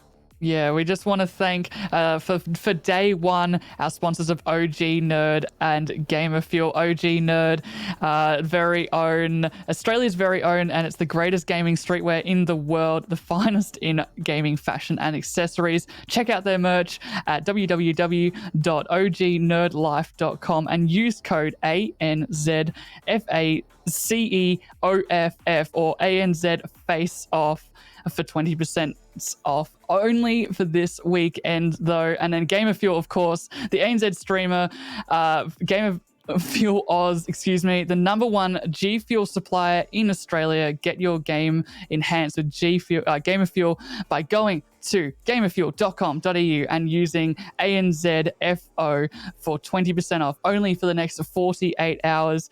And who are we raising money for again? We are still going to continue to run tomorrow. Yeah, through tonight and tomorrow, we're raising money for Make-A-Wish. Make-A-Wish, of course, creates life-changing wishes for children with critical illness. They've been in Australia for 35 years and have helped design unique wishes for more than 10,000 wishes, including things like meeting heroes, getting the ultimate gaming setup, or simply going on incredible holidays. They are an incredible charity, so worth the support. !donate. You can even donate while we're not live, so if you want to bump that up before tomorrow, you're more than welcome to. And yeah, we're just going to go through a quick thank you for some of the people who have made this happen tonight. We will. Do you want to take this one? No? Okay, I will. Well, special thanks to the event producer of the Xbox, Lucio, absolute legend behind the scenes, helping, well, not just helping, but getting everything all set up for today, for the first day. The event coordinators of course, the Xbox, Lucio, myself, and Oparer, and then Sdogga man, all about the production quality that you saw today, which we really hope you enjoy. Of course, the man behind the camera, or the men behind the camera, should I say, of Temporal for your first couple of matches, and then Gatt for your second couple. And then your streamers for tonight were Stranger, Nikki, and myself with Oparer. And we will see a lot of other people as well, like Bees, Gatt, Slayer, Sdogga, Temporalic, and all the other people behind the scenes that you don't really see, but they make all of it possible. Yeah, once again, special thank to our sponsors, OG Nerd, Gamerfuel Oz, and Blizzard ANZ. Thank you to all the streamers involved. If you guys aren't aware, every single person playing streams as well and was streaming tonight, so go check them out. And of course, an extra special thanks to Make-A-Wish for just being the incredible group charity that they are. Thank you all for coming. We will be back tomorrow for more games, but other than that, that's Oparer and Pep signing out. Stay hydrated. The ANZ Streamer Face-Off is brought to you by Gamerfuel Oz. Get 20% off in the next 48 hours with code ANZFO.